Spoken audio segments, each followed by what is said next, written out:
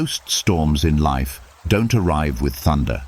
They arrive as thoughts you can't turn off, worries that replay when the room is dark, questions that grow louder when everything else is finally quiet.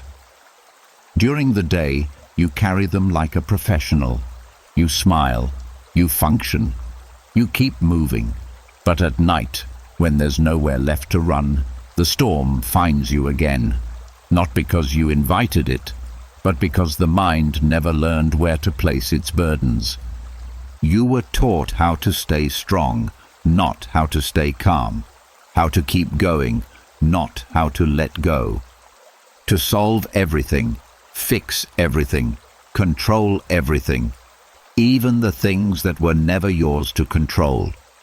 So you lie there, exhausted but alert, tired but restless, waiting for peace to arrive on its own. But peace doesn't come to the mind that is still gripping the day. The Stoics understood something most people never hear. You don't defeat the storm by fighting it. You outlast it by becoming still inside it. They trained themselves to remain steady while chaos moved around them, to let thoughts pass without grabbing them, to loosen the grip on everything they could not command. And in that quiet surrender, they found a kind of rest that no circumstance could steal. Tonight is not about forcing sleep. It's about learning how to stop resisting the night. 4 hours to let the noise settle without chasing silence. 4 hours to step back from the pressure to be in control. 4 hours to discover that calm was never missing, only buried under tension. So as the world fades and the darkness gently closes in, allow yourself to set everything down.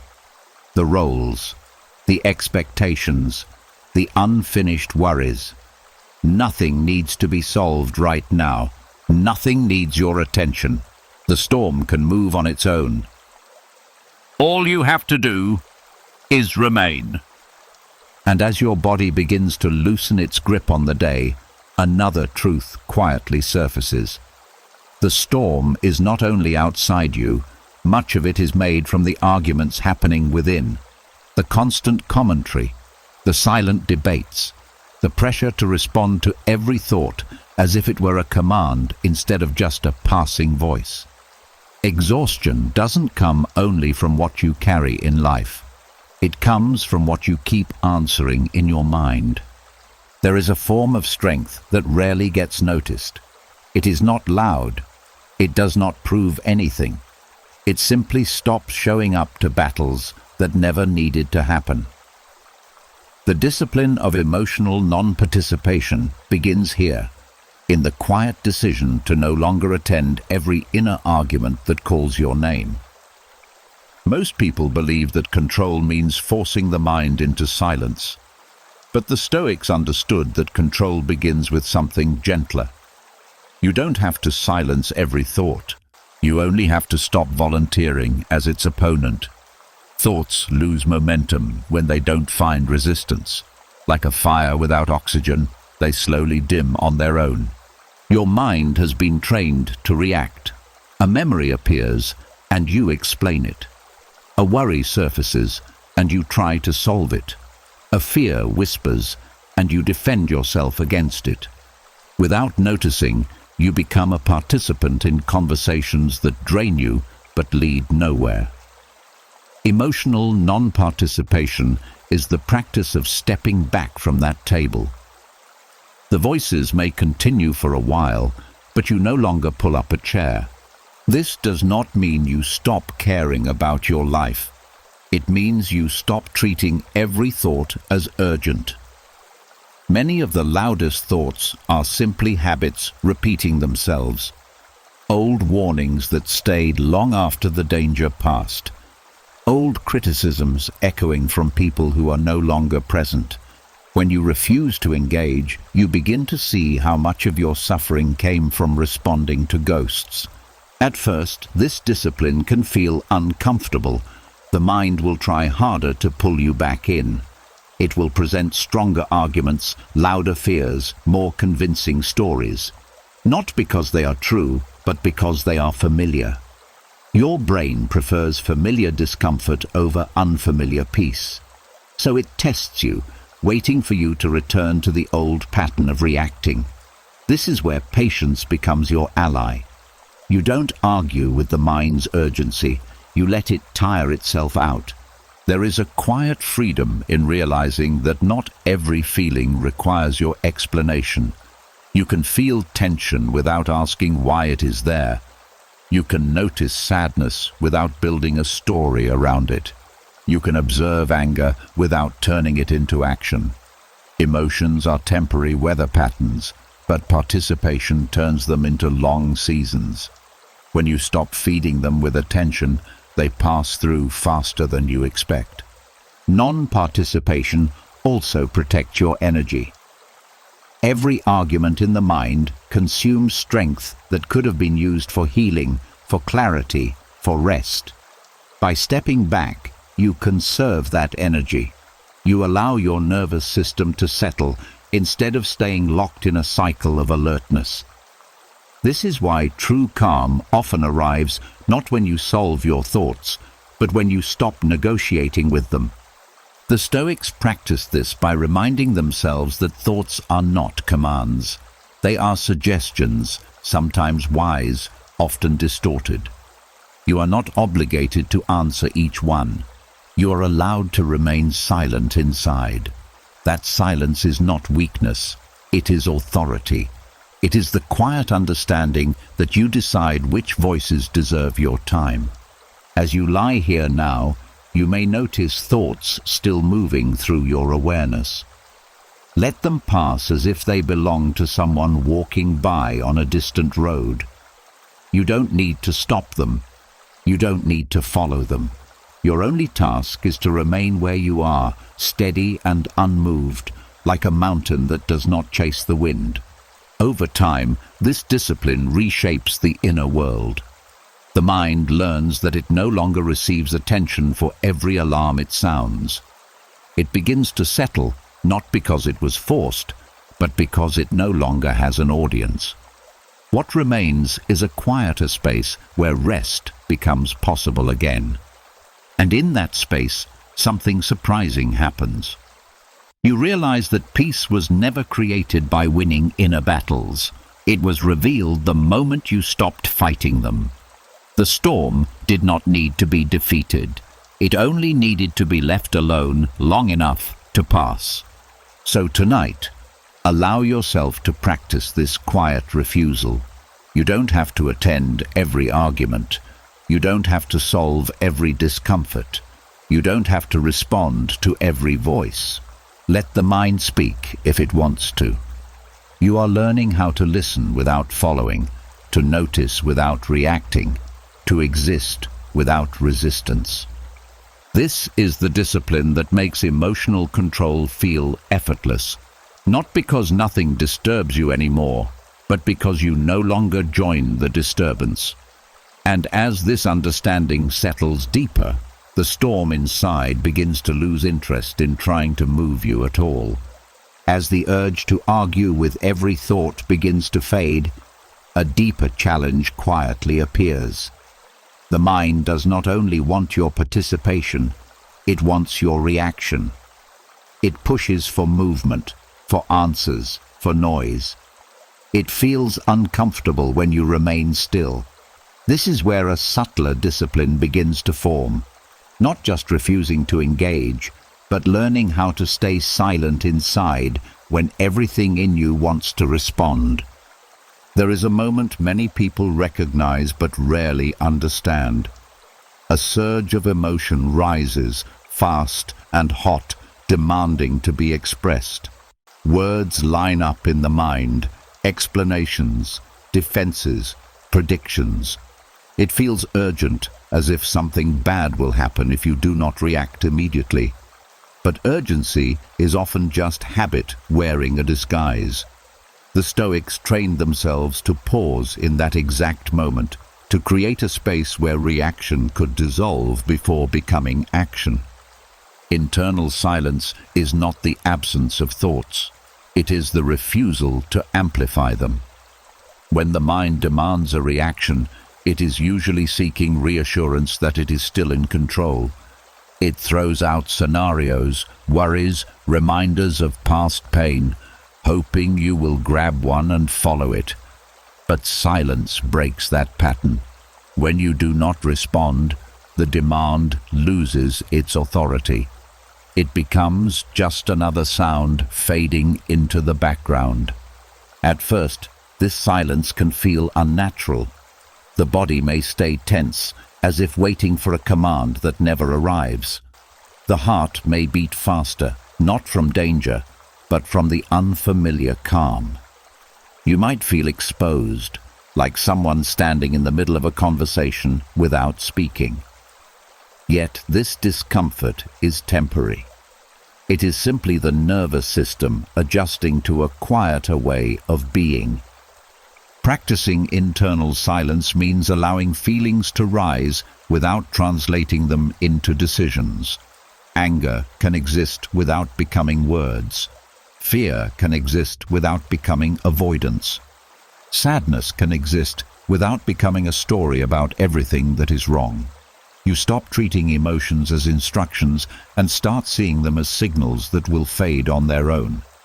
One reason the mind resists silence is because it fears losing control. It believes constant commentary keeps you safe.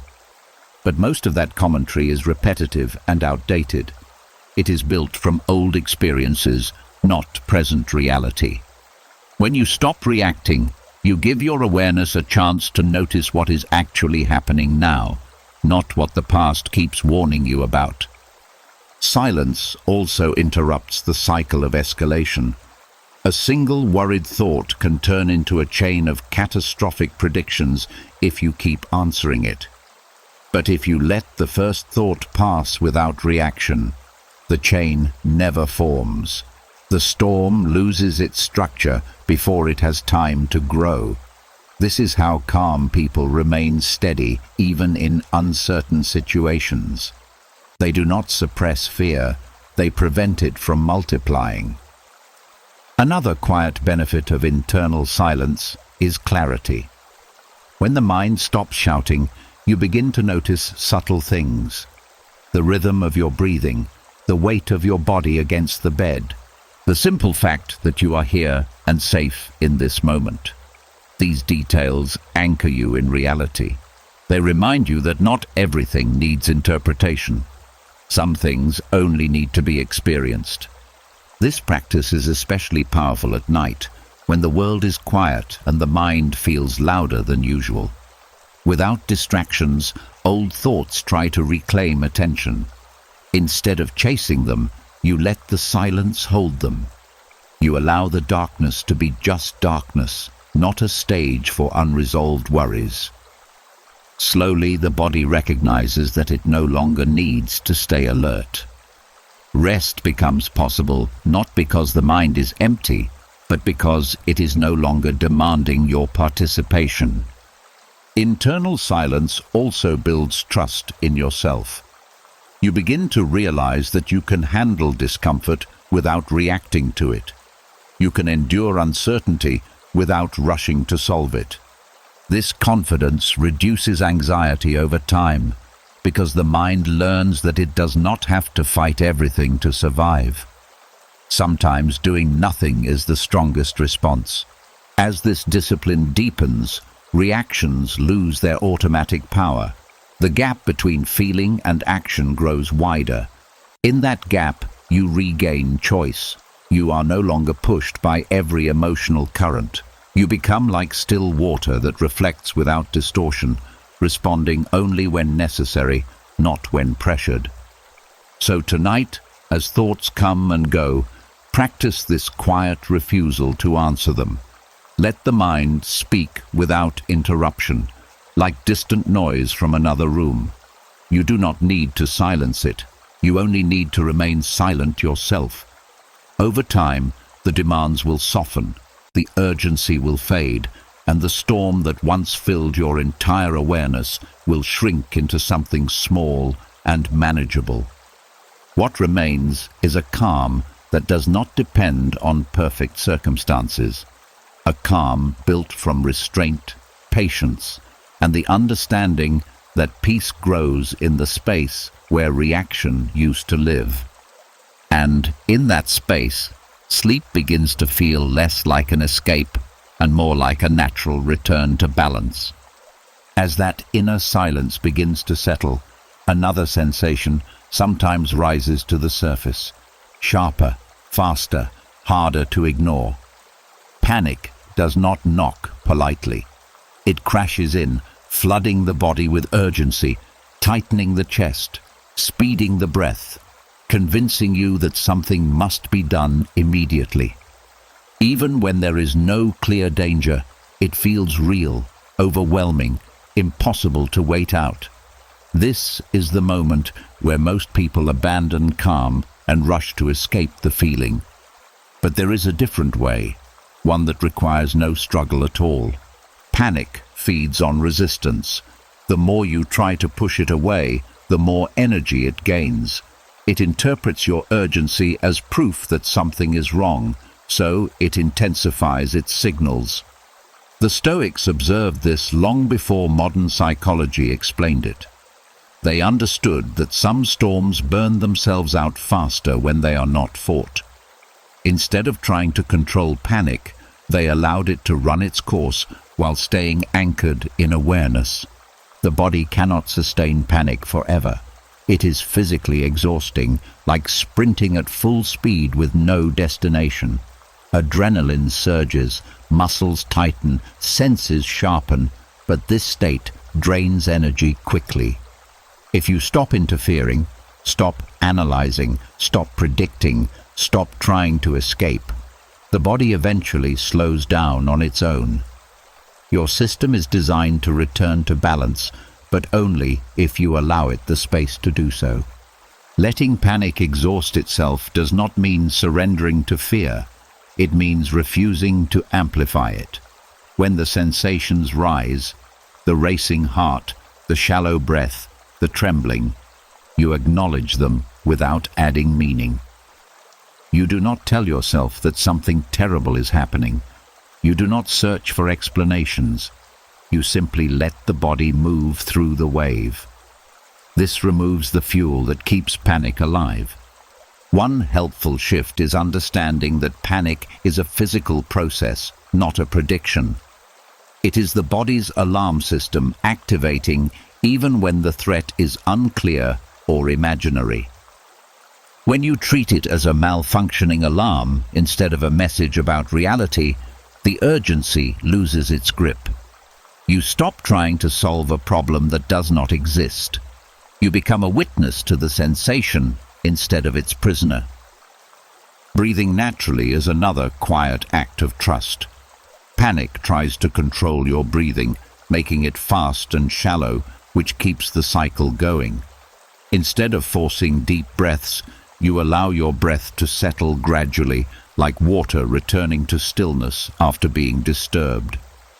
The goal is not to control the breath, but to stop interfering with it. Your body already knows how to recover. There is also power in staying physically still.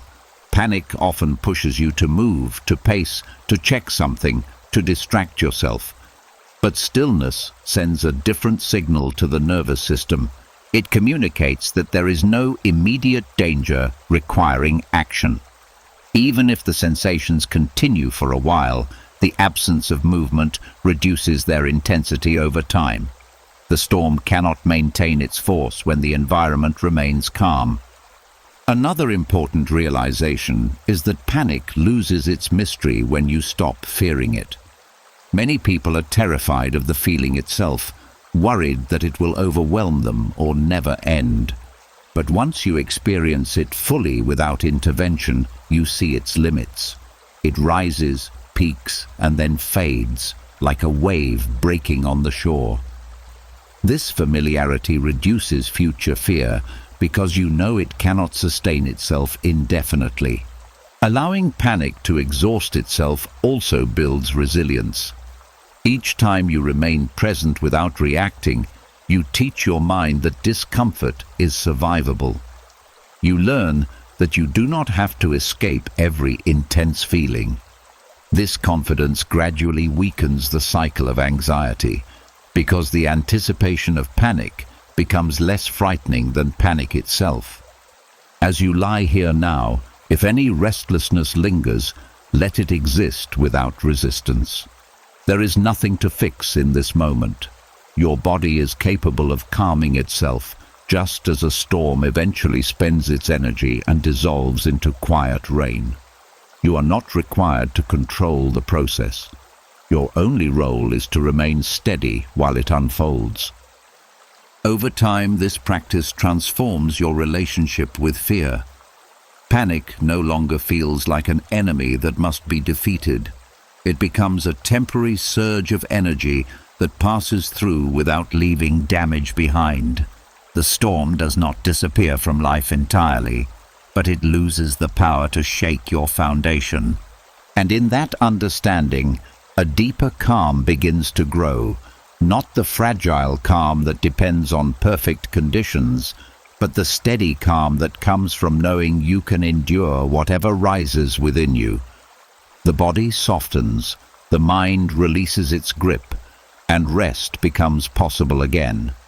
Not because the storm never came, but because you learned you do not have to chase it away. As the waves of panic begin to lose their force, something quieter remains underneath. A thin thread of fear that lingers even when the body has started to calm down. It does not shout like panic. It whispers. It suggests possibilities, worst-case scenarios, unfinished dangers. It tries to pull you back into analysis, back into preparation, back into the exhausting habit of trying to outthink uncertainty. This is where another Stoic skill becomes essential, the ability to observe fear without sitting down to bargain with it.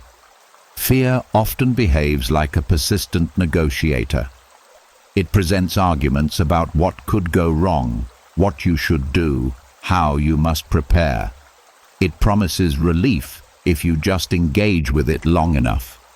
So you start reasoning with it, trying to disprove it, trying to reassure yourself, trying to construct guarantees about the future. But the more you negotiate, the stronger it becomes, because negotiation signals that the threat is real and deserves attention. Observing fear is different. It means noticing its presence without granting it authority. You acknowledge that it is there, just as you would notice a cloud passing across the sky, but you do not chase it or try to shape it. The Stoics believe that fear gains power when we treat imagined events as if they were happening now. By stepping back and seeing fear as a mental event rather than a prediction, you loosen its grip on your behavior. Fear thrives on certainty. It wants clear answers, fixed outcomes, guarantees that nothing will go wrong. Life rarely provides those. When you stop trying to extract certainty from an uncertain world, fear loses one of its main tools. You accept that some things cannot be controlled, predicted, or prevented, and that acceptance removes the need for endless mental rehearsals. There is also a quiet strength in refusing to prepare for every possible problem in advance. The mind believes that constant planning keeps you safe, but often it only keeps you tense. Most of the scenarios fear presents never happen, and the few that do will be handled in the moment, not in advance. Observing fear without negotiation allows you to save your energy for real challenges instead of imaginary ones. Another part of this skill is recognizing that fear often speaks in absolute language. It says always, never, everything, nothing. It paints the future in extremes because extremes are more convincing. When you observe fear calmly, you begin to see how exaggerated its claims are. Reality is usually more balanced, more manageable, less dramatic than fear suggests. This perspective softens its urgency. The body responds to fear as if danger were present, even when it is not. By staying still and grounded, you signal to your nervous system that no action is required. The heart slows, the muscles release, the breath deepens naturally. This physical calm feeds back into the mind, reinforcing the understanding that you are safe in this moment. Fear loses momentum when it cannot trigger a reaction. Observing without negotiating also prevents the spiral of reassurance seeking. When you constantly check, analyze, or ask for confirmation that everything is okay, you train your mind to depend on reassurance. But reassurance fades quickly, and fear returns stronger each time. Silence, on the other hand, teaches the mind to stand on its own without needing constant proof of safety. Over time, fear begins to feel less personal. Instead of seeing it as a flaw or weakness, you see it as part of the human experience, a protective mechanism that sometimes misfires. This compassion toward yourself reduces the secondary fear, the fear of feeling afraid, which often causes more suffering than the original emotion. As you rest here now, you may notice small traces of unease moving through your awareness. Let them pass without conversation. There is no contract to sign, no agreement to reach. Fear can speak, but you are not required to answer. Your silence is not avoidance. It is confidence in your ability to remain steady without constant negotiation. This practice gradually changes how you meet uncertainty in daily life. Situations that once triggered immediate worry begin to feel neutral. Challenges appear as tasks to handle rather than threats to escape. You become less reactive, more deliberate, more grounded, not because fear disappeared, but because it no longer directs your decisions. In this quiet observation, a deeper trust forms. Trust that you can face whatever comes without rehearsing it endlessly beforehand. The future stops feeling like an enemy waiting in the dark. It becomes simply the next moment that will arrive whether you prepare for it or not. And as that trust settles in, the mind finally understands something it has been searching for all along. Safety does not come from controlling every possibility. It comes from knowing you can remain calm even when you cannot control anything at all. In that realization, the storm inside loses another layer of intensity, leaving behind a stillness that feels strong, steady, and ready for rest. As fear loosens its hold and the mind stops trying to predict every danger, a quieter habit becomes visible, the habit of feeding certain thoughts over and over until they grow stronger than they ever needed to be. Some thoughts return not because they are important, but because they have been given attention so many times that they now expect it. They circle back, asking to be entertained again, pulling at your focus like a hand tugging your sleeve. This is where the Stoic practice of emotional fasting begins. The choice to temporarily withdraw energy from the thoughts that disturb your peace. Fasting, in its simplest form, is not punishment, it is rest. When the body fasts, it stops digesting constantly and uses that time to repair itself. Emotional fasting works the same way. Instead of processing every upsetting memory, every irritation, every unresolved conversation, you allow the mind to pause its endless chewing. You stop supplying the attention that keeps those thoughts active. Without that fuel, they gradually weaken. Disturbing thoughts often survive on repetition. Each time you replay them, analyze them, or argue with them, you reinforce their place in your mental world. They become louder not because they matter more, but because they have been rehearsed. By withholding attention, you interrupt that rehearsal cycle. The mind begins to realize that these thoughts are no longer the center of your focus. At first, withdrawing energy can feel strange, almost irresponsible. The mind may insist that you are avoiding something important, that you must solve it now, that peace can only come after resolution. But many things do not need immediate resolution. Some problems soften simply because time passes and perspective changes. Emotional fasting allows that process to happen naturally instead of forcing clarity through exhaustion. This practice also teaches you the difference between awareness and involvement. You can notice a troubling thought without stepping into it. You can acknowledge that it exists without giving it the stage. Like background noise fading behind a closed door, it remains present, but no longer commands your attention. Over time, the distance between you and the thought grows wider, and with that distance comes relief. Another quiet benefit is the recovery of mental energy.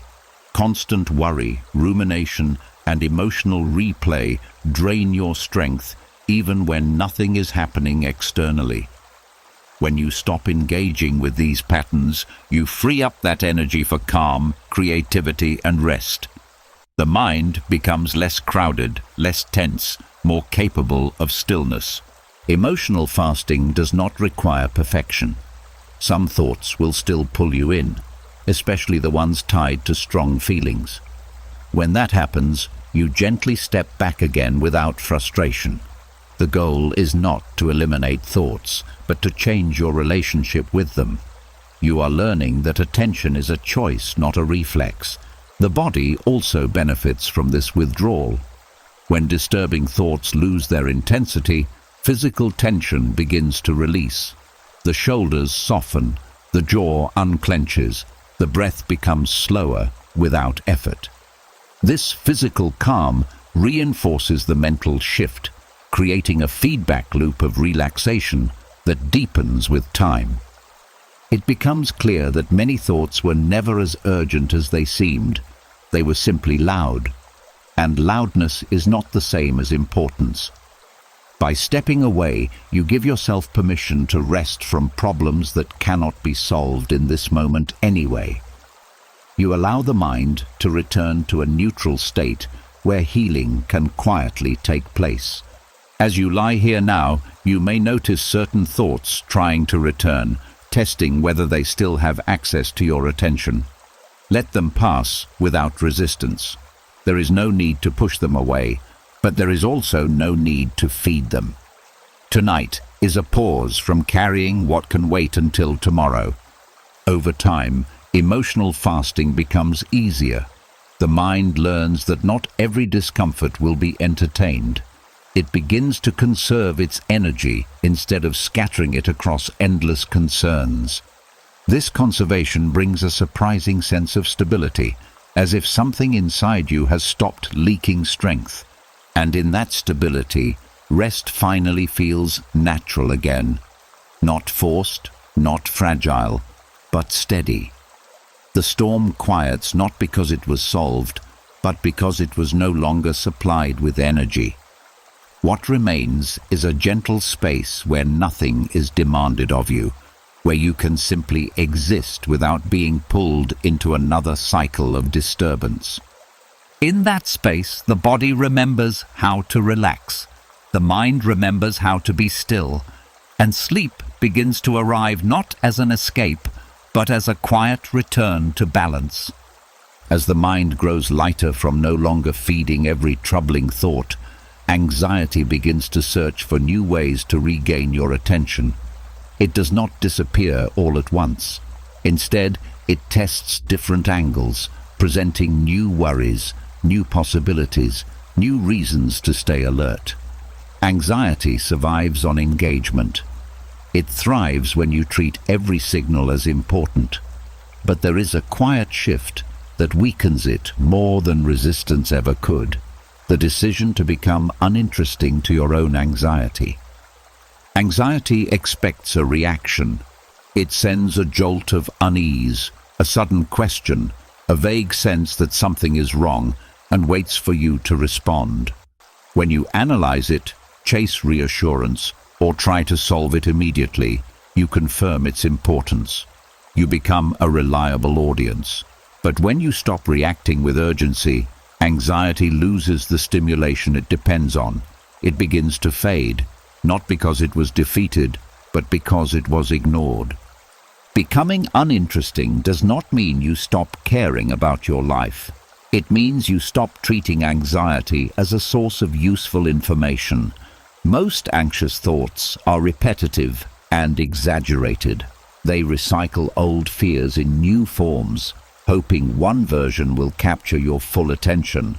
When none of them succeed, the cycle weakens. Your mind learns that anxiety no longer controls your focus. At first, this can feel counterintuitive. You may worry that ignoring anxiety will make you careless or unprepared. But calm people are not careless. They simply choose when to engage and when to let things pass. They respond to real situations, not imagined ones. This selective attention creates a sense of steadiness that anxiety cannot easily disrupt. One way to become uninteresting to anxiety is by continuing normal actions without interruption.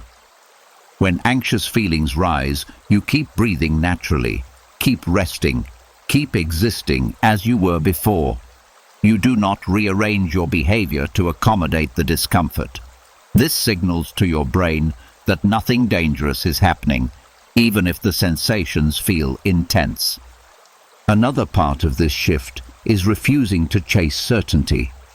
Anxiety promises relief if you can just figure everything out, predict every outcome, eliminate every risk. But certainty is rarely available, and the search for it keeps anxiety alive. When you accept uncertainty as part of life, anxiety loses its strongest bargaining tool. You stop negotiating with possibilities that may never occur. Your body also learns from your reactions. If every anxious sensation leads to alarm, the nervous system stays on high alert. But if anxiety rises and you remain calm, the body gradually reduces its sensitivity. It stops sounding the alarm so quickly because the previous alarms did not lead to action. Over time, the intensity of anxious waves decreases. This practice builds quiet confidence. You realize that anxiety is uncomfortable but not dangerous. You can carry it without letting it steer your decisions. This understanding removes the fear of fear itself, which is often the heaviest burden. Without that secondary fear, anxiety loses much of its force. As you rest now, you might notice small flickers of unease trying to pull you back into old habits. Let them fade into the background like distant noise that does not concern you. You do not need to investigate them. You do not need to fix anything. Your calm indifference is enough. Gradually, the mind begins to associate stillness with safety. It stops scanning for threats so aggressively. Thoughts slow down, breathing deepens, muscles release tension they had been holding without your awareness. A quiet neutrality replaces the constant sense of urgency. Becoming uninteresting to anxiety also restores your ability to focus on what is real and present. Instead of living in imagined futures, you return to the simplicity of this moment. The weight of your body, the rhythm of your breath, the quiet space around you. Reality becomes peaceful again because it is no longer filtered through fear. Over time, anxiety feels less like an enemy and more like background static that occasionally appears but no longer dominates your awareness. You learn that you do not have to eliminate it completely to live peacefully. You only need to stop giving it center stage. And as this understanding settles deeper, the storm inside continues to weaken. What once felt overwhelming becomes manageable, then distant, then barely noticeable at all. Calm becomes your default, not because life stopped being uncertain, but because you stopped letting uncertainty dictate your state of mind. In that calm, sleep approaches gently without struggle. The body recognizes that there is nothing left to guard against. the mind releases its vigilance, and you drift into rest not as someone who escaped anxiety, but as someone who no longer interests it enough to be disturbed. As anxiety loses its grip and no longer commands your full attention, emotions begin to feel less like emergencies and more like changing conditions passing through. Some arrive softly, others suddenly, but all of them move in cycles whether you interfere or not. Yet the mind has a habit of turning every shift into a prediction.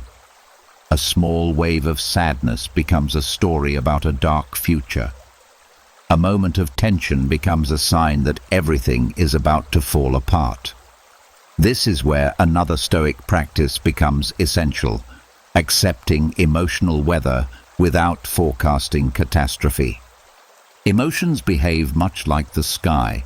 They can darken without warning, clear just as quickly, or linger in quiet grey for a while. But unlike the sky, the mind adds commentary. It tries to predict how long the storm will last, what damage it might cause, what it says about your life. These forecasts are rarely accurate. They are shaped by fear, memory, and habit more than reality.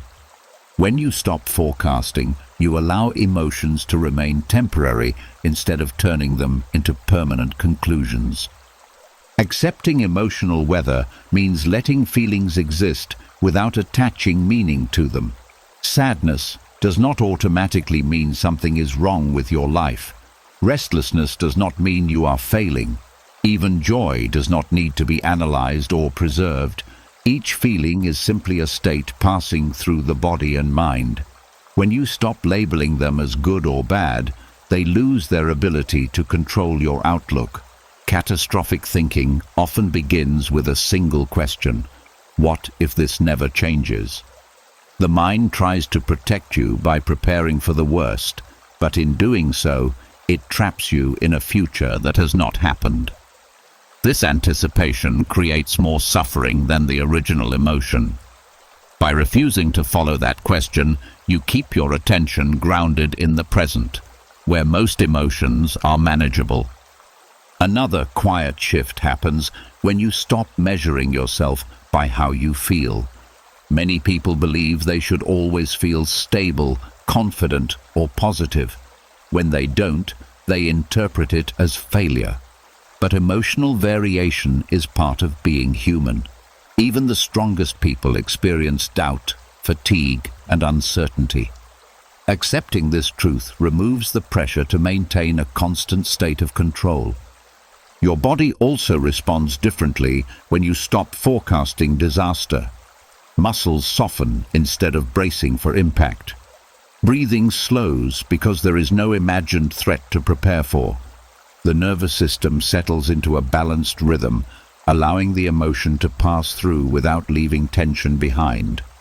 This physical calm supports the mental shift, reinforcing the understanding that you are safe even when feelings change.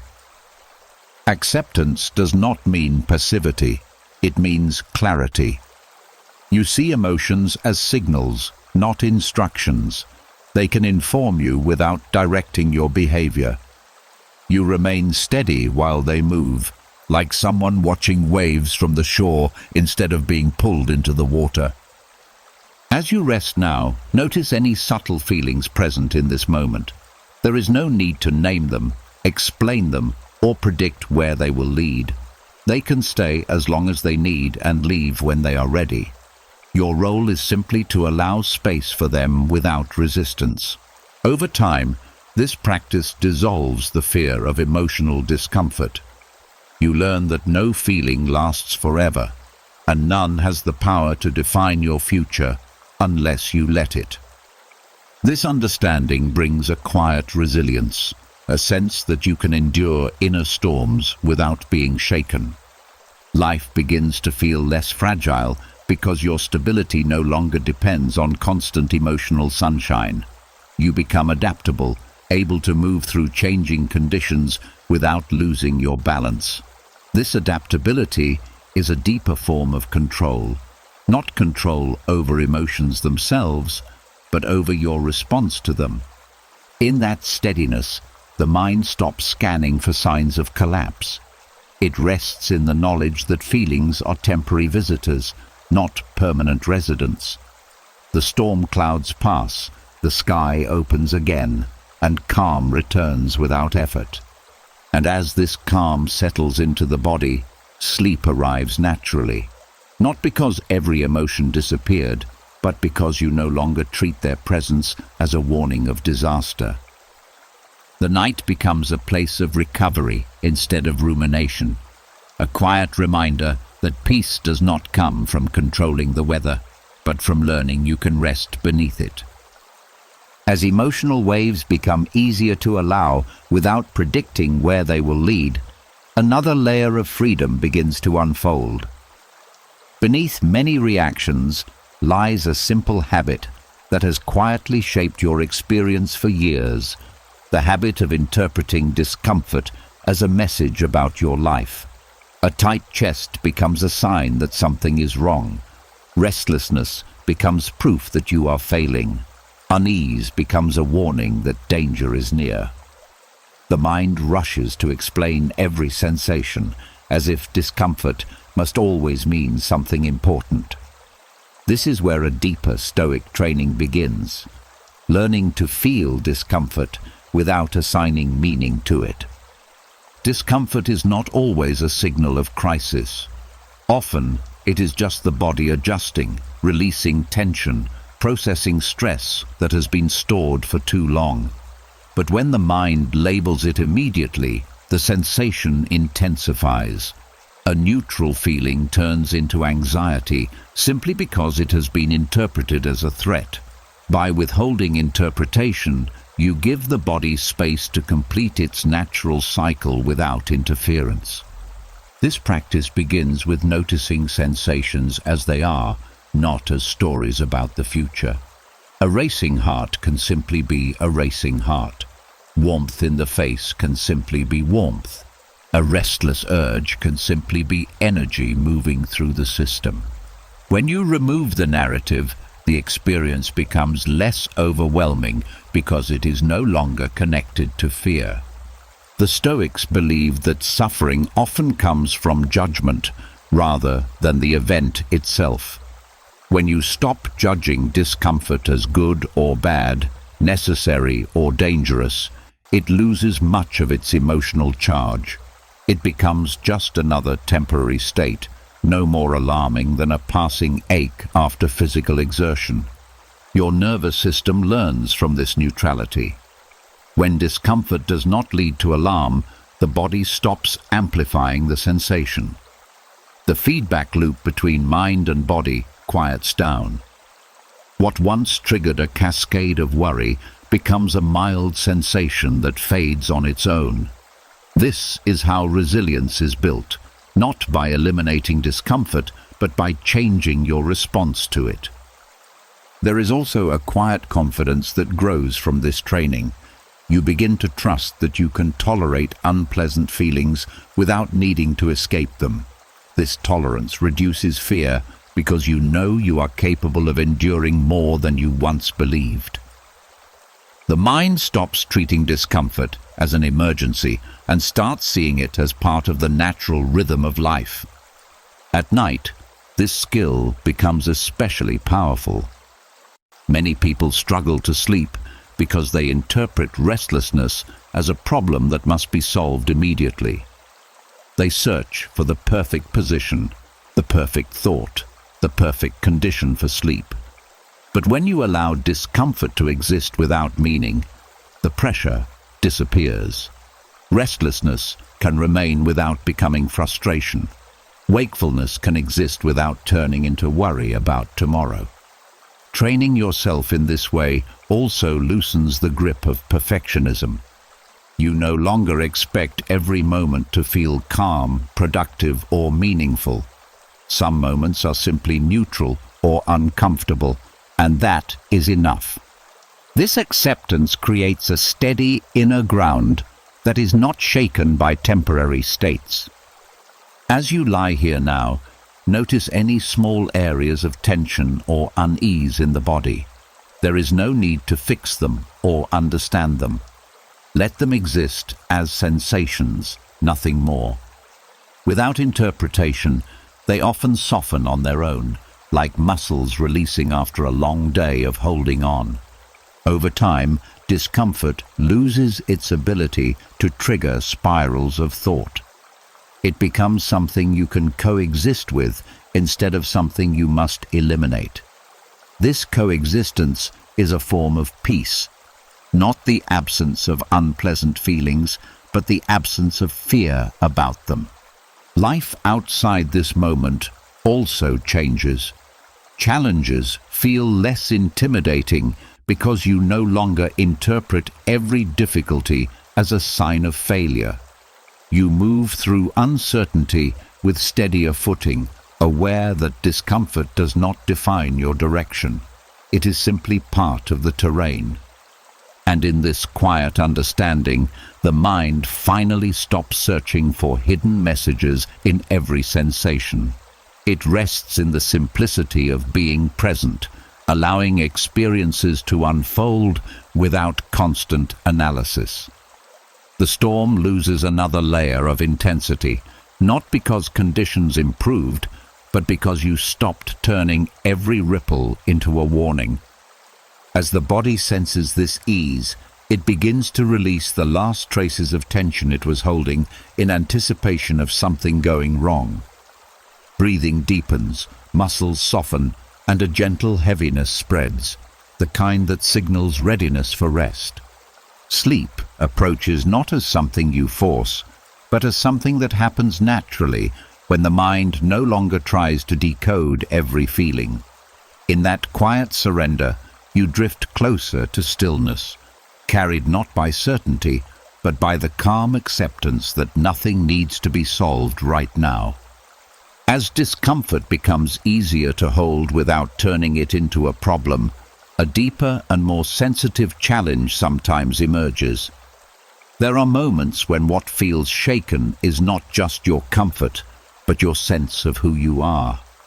A harsh word, a failure, rejection, or misunderstanding can feel like it reaches into the core of your identity. It creates the impression that something essential about you is under attack. In those moments, calm feels difficult because the mind believes survival is at stake. This is where the Stoic art of remaining steady while your identity feels threatened becomes quietly powerful. Much of the pain in these situations comes from the belief that your worth is tied to how others see you or to how perfectly you perform your roles. When that image cracks, fear rushes in, not because you are truly in danger, but because the mind has confused reputation with existence. The Stoics practiced separating who they are from what happens to them. They understood that opinions, outcomes, and external events cannot touch the part of you that chooses how to respond. When identity feels threatened, the instinct is to defend, explain, or prove something. The mind searches for ways to restore control, to repair the image that feels damaged. But constant defense only keeps the wound open. Calm begins when you realize that not every misunderstanding needs correction, and not every judgment needs to be answered. Some things lose power simply because you stop engaging with them. There is also freedom in recognizing how fluid identity really is. You are not a single fixed role. You are not only your job, your successes, your relationships, or your past decisions. These are parts of your story, not the whole of your being. When one part is challenged, the rest of you remains intact. This broader perspective softens the urgency to protect any single label. The body often reacts strongly when identity feels shaken. Muscles tense, breathing shortens, thoughts accelerate. By staying physically still and grounded, you send a message that the situation does not require a fight. This physical calm gradually influences the mind, reminding it that the threat is emotional, not physical. The nervous system begins to release its grip. Another Stoic insight is that other people's perceptions are shaped by their own experiences, fears, and expectations. Their reactions say more about their inner world than about your true nature. When you remember this, criticism and rejection lose some of their personal sting. You stop interpreting every negative response as a verdict on your worth. Remaining calm in these moments does not mean suppressing emotion. It means allowing the feelings to exist without letting them dictate your behavior. You can feel hurt without lashing out. You can feel misunderstood without collapsing into doubt. You hold your ground internally, even when the situation feels unstable externally. As you rest here now, you may recall times when you felt exposed or judged, when something important to you seemed fragile. Notice that you are still here. Those moments passed, even if they felt overwhelming at the time. Your existence was never truly at risk. What was threatened was only an image, not the deeper self beneath it. Over time, practicing this calm detachment strengthens a quiet sense of self that does not depend on constant validation. You become less reactive because your stability comes from within, not from approval or agreement. Situations that once felt like personal attacks begin to feel like temporary disturbances passing across the surface of a much deeper lake. This steadiness also allows you to respond more wisely. When you are not consumed by the need to defend yourself, you can choose actions that align with your values instead of your impulses.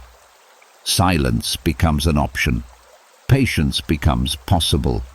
You act from clarity rather than fear. Life becomes less exhausting because you are no longer trying to maintain a perfect image at all times. You allow yourself to be human, imperfect, evolving.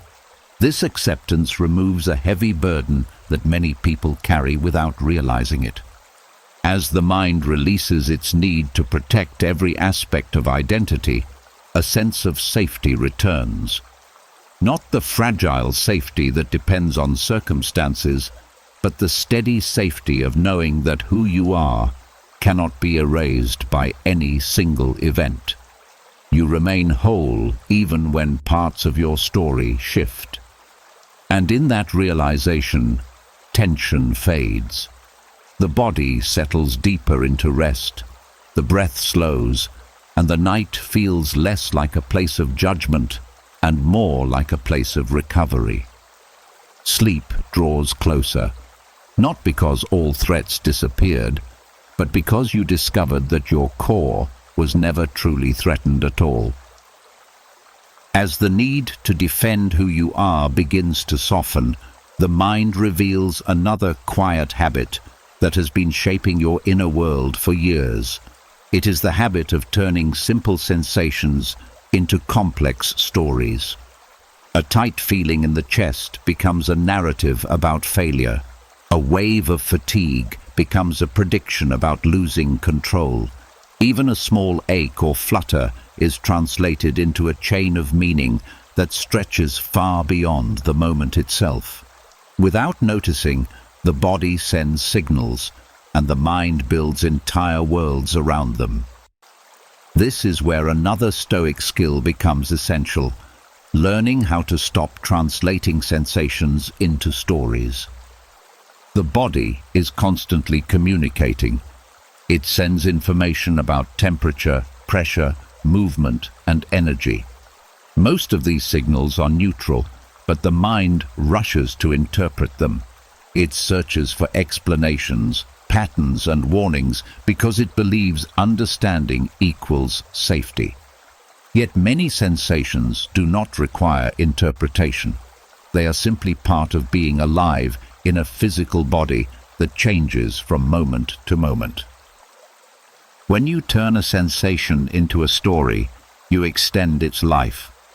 A brief feeling becomes a prolonged experience because the narrative keeps it active.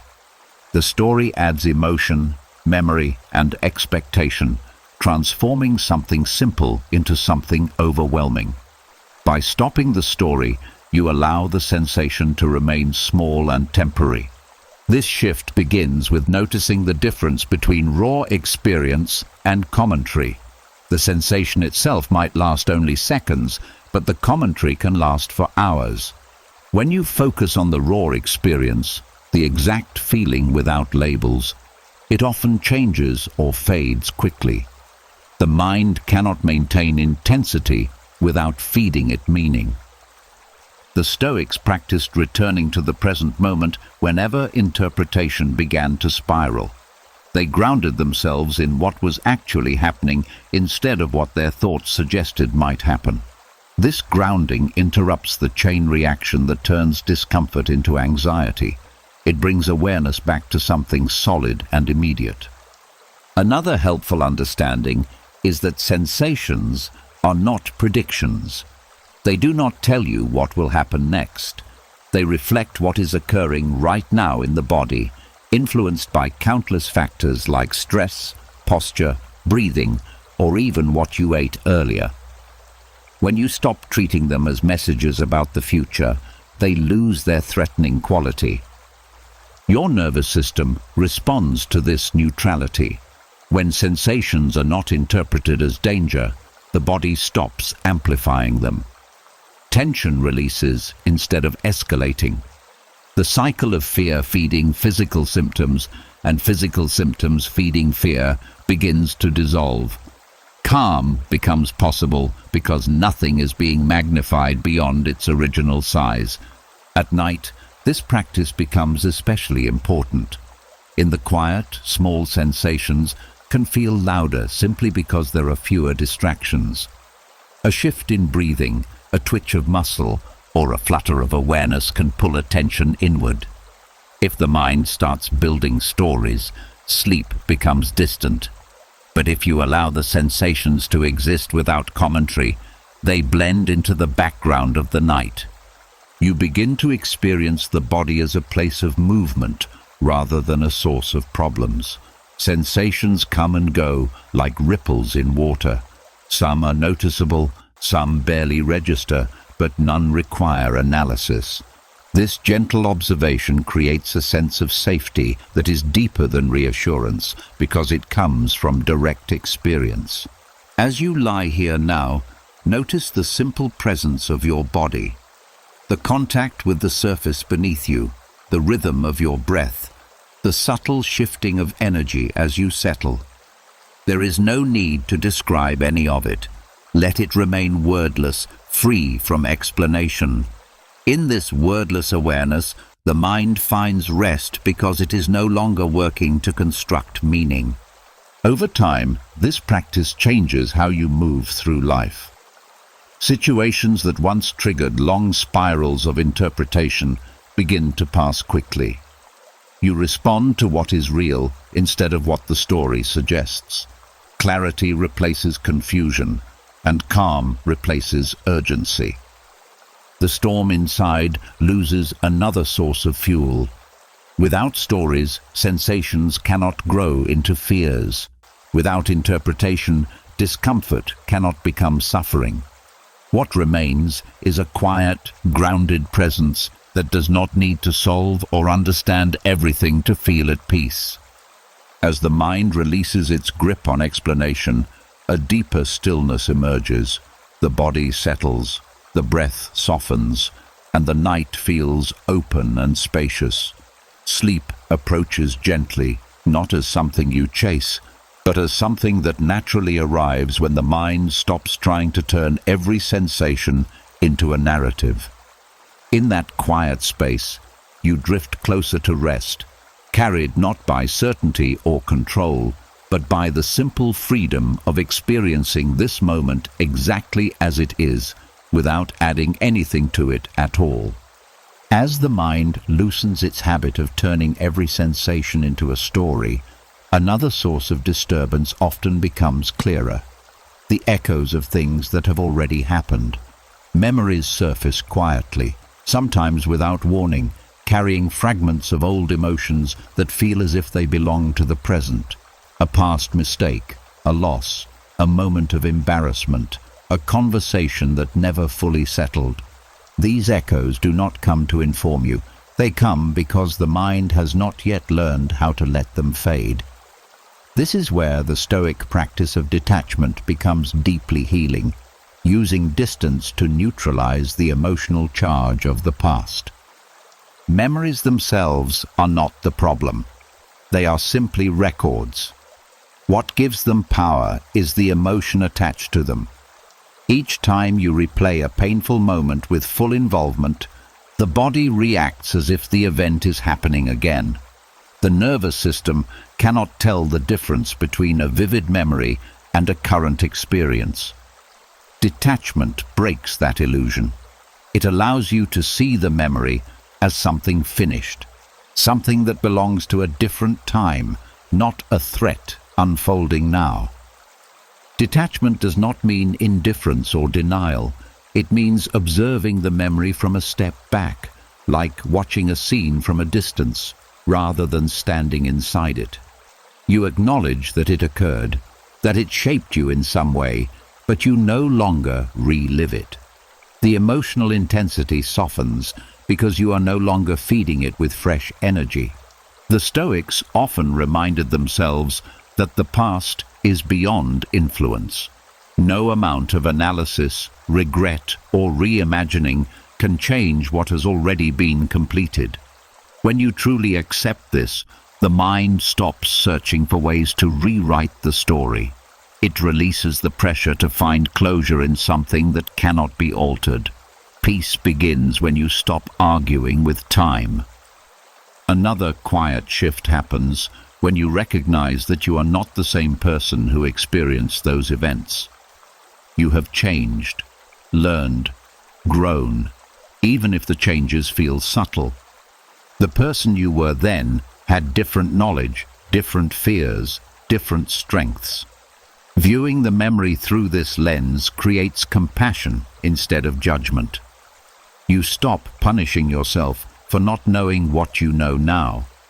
Detachment also prevents the merging of past pain with present identity.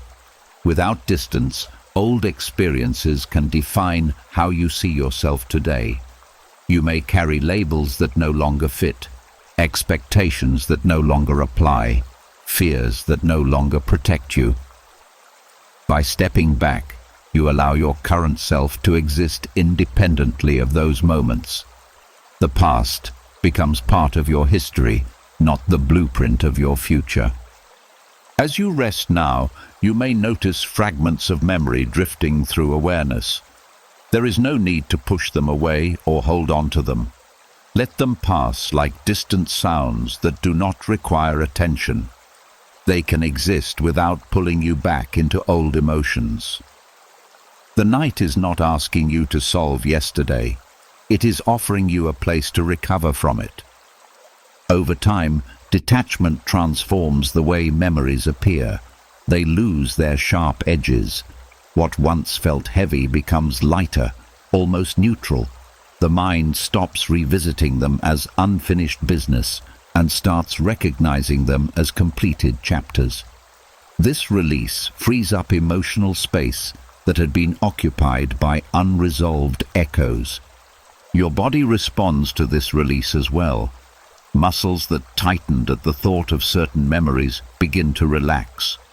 Breathing becomes deeper because there is no longer an invisible weight pressing on the chest. The nervous system settles into a state of safety that does not depend on perfect recollections or perfect outcomes.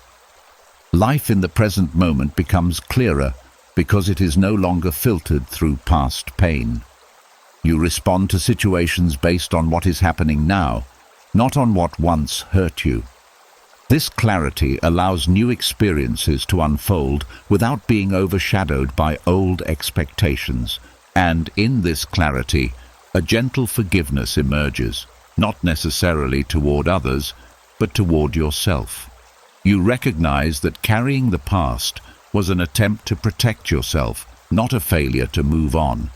With detachment, that protection is no longer needed. As the emotional echoes fade into the background, the storm inside grows quieter. The mind stops revisiting places that no longer exist.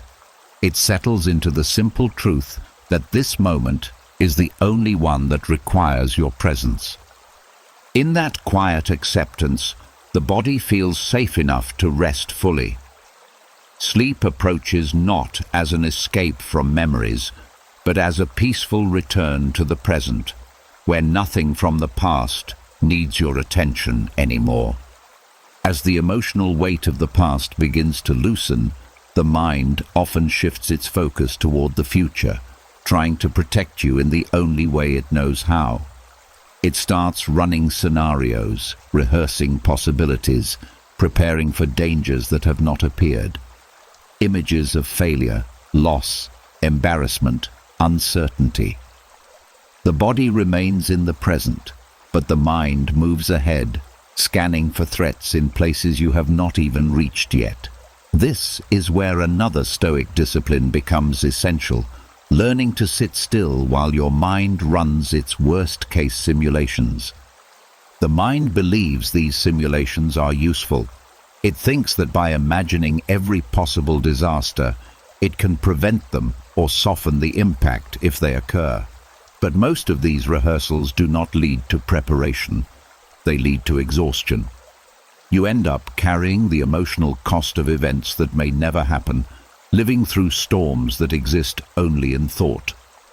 Stillness interrupts this pattern. Sitting still while the mind races is not passive. It is an act of quiet courage. You allow the thoughts to move without chasing them, without trying to correct them, without jumping ahead to solve imaginary problems. You remain anchored in the present moment while the mind explores distant possibilities on its own. Over time, it begins to realize that these journeys no longer produce urgency.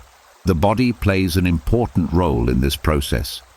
When you stay physically calm, muscles relaxed, breath steady, posture grounded, you send a message that there is no immediate danger. The nervous system listens to the body more than to thoughts. Even if the mind is creating intense scenarios, physical stillness prevents the alarm from escalating. Another shift happens when you recognize that uncertainty is not an emergency. The future is always unknown, and no amount of simulation can remove that fact. The Stoics accepted uncertainty as part of life rather than something to defeat. They focused on preparing their character, not predicting events. When you adopt this perspective, the need to mentally rehearse every outcome begins to fade. Worst-case thinking often assumes that you would not be able to cope if something difficult occurred, but you have already faced challenges before and found ways through them. Remembering this builds quiet trust in your ability to respond in the moment. You do not need to pre-experience every hardship to survive it. As you lie here now, you may notice the mind drifting into distant scenarios, constructing conversations, outcomes, consequences. Let it wander without interference. There is no need to pull it back forcefully. Your task is simply to remain here, grounded in the rhythm of your breath, the weight of your body, the quiet of the room. The contrast between your stillness and the mind's movement gradually weakens the intensity of those thoughts. Over time, the simulations lose their emotional charge. They become like background chatter instead of urgent warnings. You begin to see them as habits rather than predictions. This recognition removes their authority. The mind learns that running endless scenarios no longer changes your state. This practice also restores your relationship with time. Instead of living in imagined futures, you return to the simplicity of the present moment, where most of life actually unfolds. The present is rarely as threatening as the future the mind creates. In this moment, you are here, breathing, resting, safe enough to let your guard down. Confidence grows quietly from this experience. You realize that you can coexist with uncertainty without being consumed by it. You can allow the future to remain open instead of trying to control it in advance. This openness reduces anxiety because there is nothing to defend against yet. As the mind senses your calm indifference, it gradually reduces the frequency of its simulations. It no longer needs to rehearse dangers that no longer provoke alarm. The storm of possibilities softens into a gentle flow of thoughts that pass without leaving tension behind. In that softened space, rest becomes natural again. The body releases its readiness, the breath deepens, and a quiet heaviness settles in, the kind that signals it is safe to sleep. You are no longer preparing for tomorrow. You are allowing tonight to be enough. And as sleep begins to approach, the mind continues to quiet, not because every uncertainty was resolved, but because you discovered that you can remain still even when uncertainty exists. The future will arrive on its own. For now, there is only this calm moment, and it is finally enough to carry you into rest. As the mind grows quieter about the future and no longer feels compelled to rehearse every possible outcome, another subtle source of tension sometimes rises into awareness: the discomfort of being misunderstood. A memory of something you said being taken the wrong way, a situation where your intentions were questioned, a moment when silence was interpreted as weakness. The urge to explain, correct, or defend yourself can linger long after the moment has passed. This is why the Stoics practiced something that seems counterintuitive at first: learning to tolerate being misunderstood without rushing to defend their image. Most of the pain in these moments comes from the belief that you must control how others see you. When that control slips, the mind reacts as if something valuable has been taken. But your character is not changed by someone else's interpretation. The Stoics understood that reputation lives in other people's minds, not in your own. Trying to manage it constantly is exhausting and ultimately impossible. When you resist the impulse to defend yourself, you discover how much energy was being spent on maintaining appearances. Silence does not mean agreement or weakness. It is often a quiet confidence that truth does not require constant reinforcement. Many misunderstandings fade on their own when they are not fueled by argument. There is also a deeper freedom in accepting that not everyone will see you clearly. Each person filters the world through their own experiences, fears, and expectations. Their interpretation of you says as much about them as it does about you. Once you understand this, you stop treating misunderstanding as a personal attack and start seeing it as a natural part of human interaction. Defending yourself repeatedly can also trap you in a cycle of justification. You feel pressured to explain every action, every decision, every silence. This keeps your attention fixed on how you are perceived instead of how you actually want to live. The Stoics chose to direct their energy toward their own values rather than toward external approval. Remaining calm when misunderstood protects your inner peace. Arguments and explanations often prolong emotional disturbance. By stepping back, you allow the situation to settle without adding more tension. Your calm becomes a stabilizing force instead of another source of noise. As you rest here now, notice any lingering feelings about being judged or misread. There is no need to revisit those moments tonight. You are not required to correct the past. You can let those impressions remain unfinished, trusting that your worth does not depend on universal agreement. Over time, practicing this detachment strengthens a quiet self-assurance. You begin to trust your intentions more than other people's interpretations. This trust reduces the anxiety of social situations because you are no longer trying to control every perception. You become freer to act authentically without the constant fear of being misunderstood. Your body also relaxes when you release the need for defense. Tension stored in the shoulders, jaw, and chest softens because there is no longer a battle to prepare for. The nervous system recognizes that no immediate threat is present. Calm spreads gradually, like warmth returning after cold.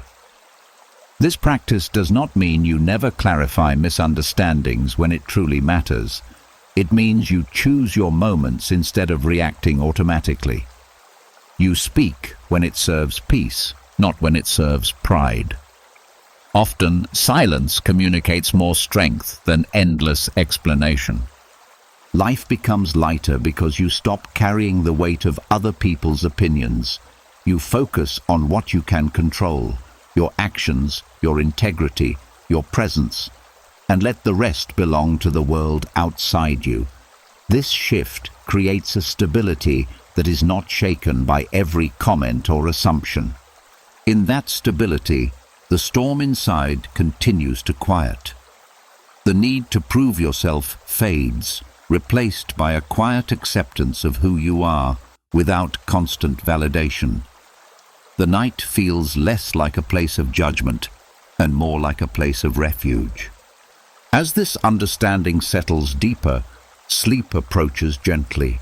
The mind releases its rehearsals of conversations and defenses.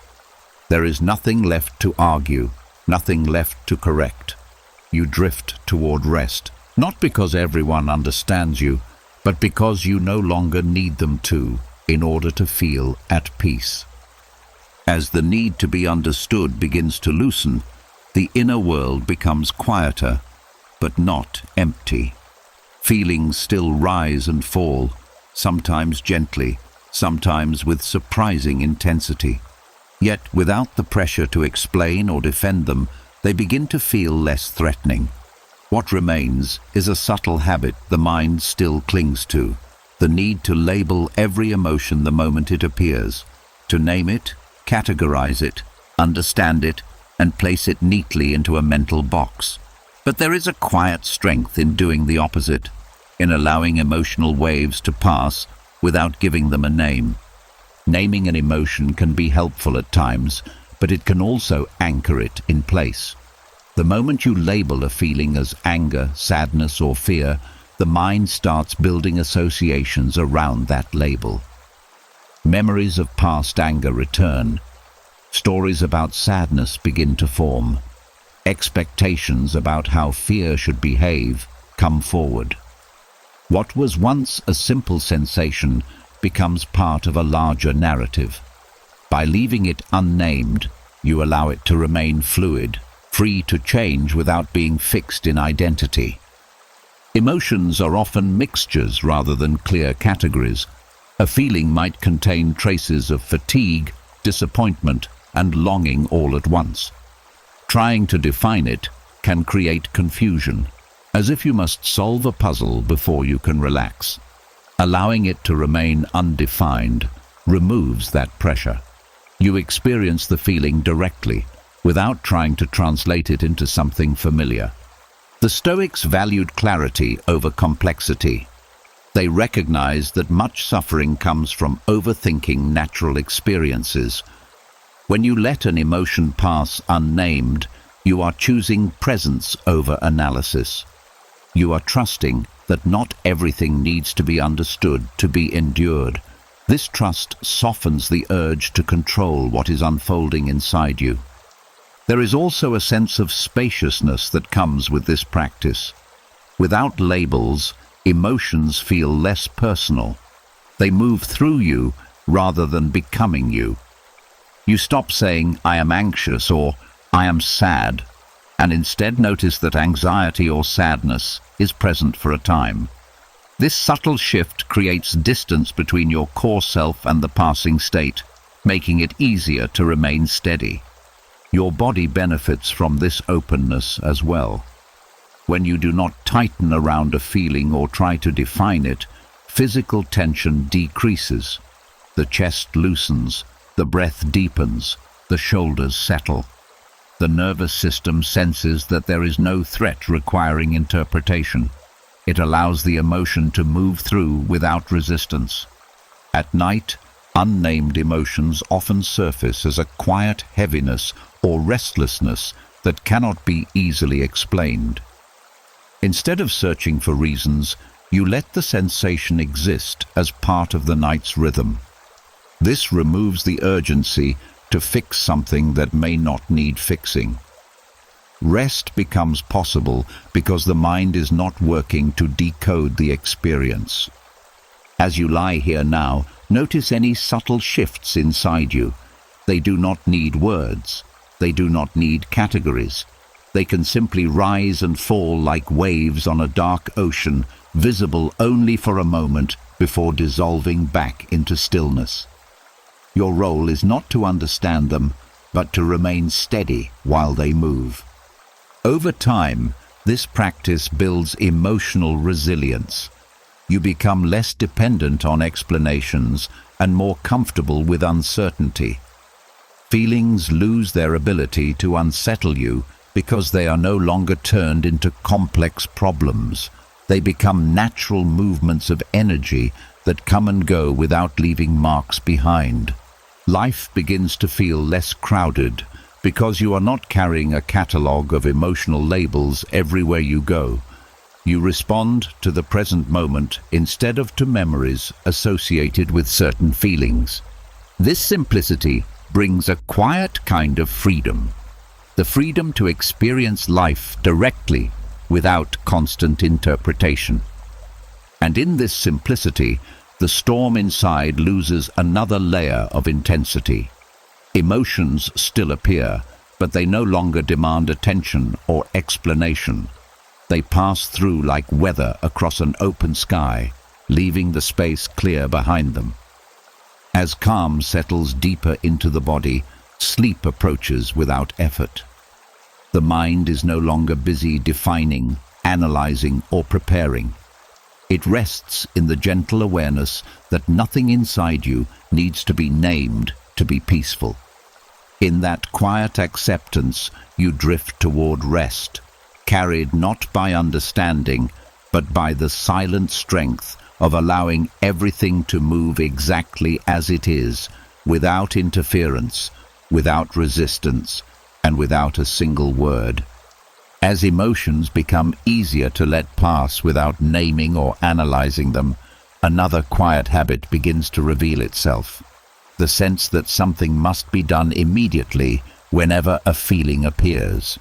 A wave of restlessness demands movement. A flicker of worry demands a solution. A moment of discomfort demands escape. Urgency rises even when nothing in the outer world requires action. It is as if the mind believes that stillness is dangerous and that peace can only come through constant response. This is where a deeper Stoic practice unfolds, dissolving urgency by recognizing that not every feeling requires action. Urgency is often a learned reflex, not a true signal. Over time, the brain associates strong sensations with danger, even when no real threat exists. So it pushes you to react quickly, hoping to restore balance. But reacting too soon keeps the cycle alive. Each rushed response teaches the mind that urgency was justified, reinforcing the habit. When you pause instead, you break that loop. Most feelings are temporary waves, not instructions.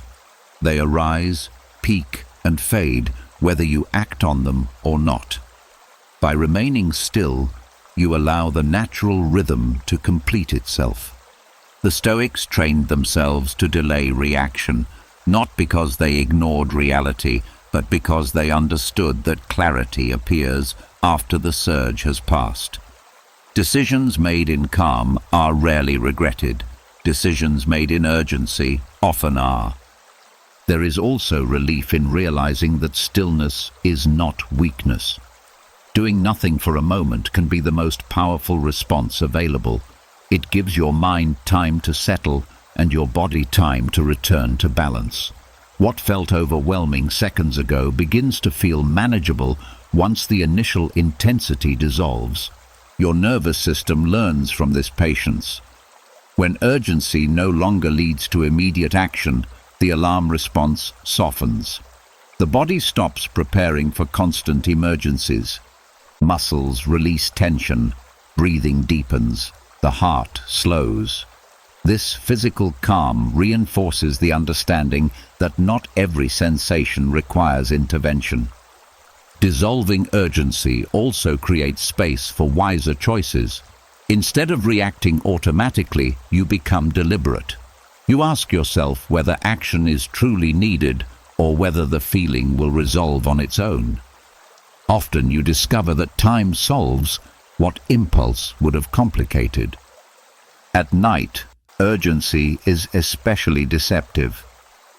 The quiet amplifies inner sensations, making them feel more significant than they are. A small worry can seem like a problem that must be solved before sleep can come. But most nighttime thoughts lose their intensity by morning. Recognizing this helps you resist the pressure to fix everything in the dark. As you rest here now, notice any subtle impulses to adjust, to think harder, to search for comfort. Let them pass without following them. You are allowed to remain still even when the mind insists on movement. The moment does not require you to perform, solve, or escape. Over time, this practice changes your relationship with discomfort. Instead of seeing it as something that must be eliminated, you see it as something that can be tolerated until it fades. This tolerance builds quiet resilience. You trust your ability to endure without rushing to control. Life begins to feel less frantic because you are no longer driven by every passing sensation. You move with intention instead of impulse. Calm becomes your default state rather than something you have to fight for. And in that calm, the storm inside continues to weaken. Urgency no longer fuels it. Without pressure to act, the waves slow, the noise softens, and a steady quiet fills the space that urgency once occupied. As the body senses this safety, it prepares for rest. Sleep approaches gently, not as a reward for solving everything, but as a natural result of no longer trying to. Nothing needs to be handled right now. Nothing needs to change. In this stillness, you drift closer to peace, carried by the simple understanding that feelings can exist without demanding action, and that sometimes the strongest choice is to remain exactly where you are, calm and unmoved, while the storm passes on its own. As urgency fades and the pressure to act on every feeling dissolves, something else becomes easier to notice: the constant background noise inside the mind. Thoughts commenting on everything, fragments of conversations, unfinished worries, random memories, judgments that appear without invitation. This internal noise has been present for so long that it can feel like part of your identity, as if silence would be unnatural. But the Stoics understood that peace does not come from eliminating this noise. It comes from learning to treat it with quiet indifference. Internal noise survives on importance. The moment you treat a thought as meaningful, it steps forward and demands attention. But when you respond with neutrality, it loses its urgency.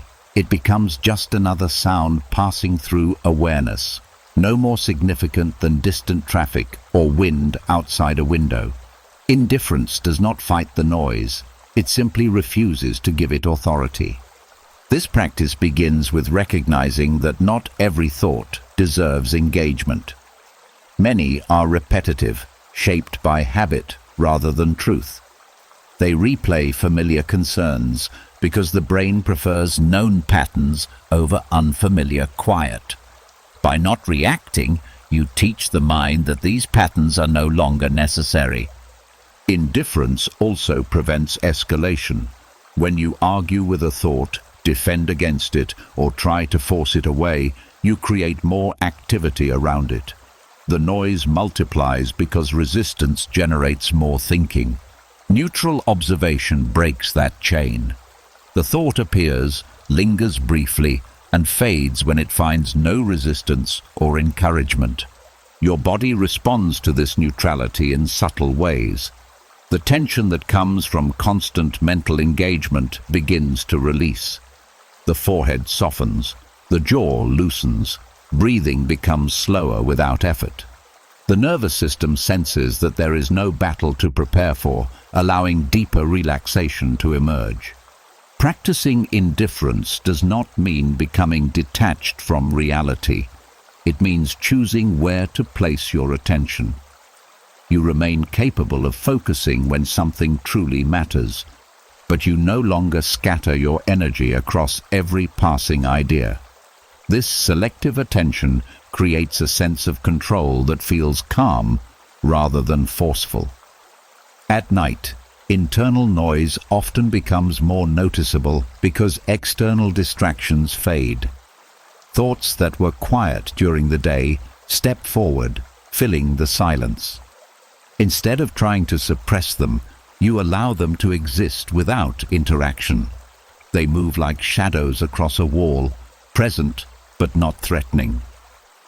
As you lie here now, notice the flow of thoughts passing through your awareness. You do not need to follow them or understand them. Let them drift by like leaves on water, each one carried away without effort. Your stillness is not fragile. It remains steady regardless of what moves through it. Over time, the mind adapts to this lack of engagement. It reduces the volume of unnecessary chatter because it no longer receives a response. Silence begins to feel familiar rather than uncomfortable. What once seemed impossible becomes natural. This shift also changes how you experience your own presence. Without constant commentary, you become more aware of the simple fact of being alive, the rhythm of breath, the quiet of the room, the sense of existing without needing to explain or evaluate it. This awareness brings a calm that does not depend on controlling thoughts. Life outside this moment becomes less overwhelming as well. Situations that once triggered endless mental analysis begin to feel straightforward. You respond to what is happening instead of to the noise surrounding it. Clarity replaces confusion, and steadiness replaces agitation. The storm inside continues to weaken as its main source of energy disappears. Without attention, internal noise cannot maintain its intensity. It fades into the background of consciousness, where it no longer disrupts your peace. As calm deepens, the body sinks further into rest.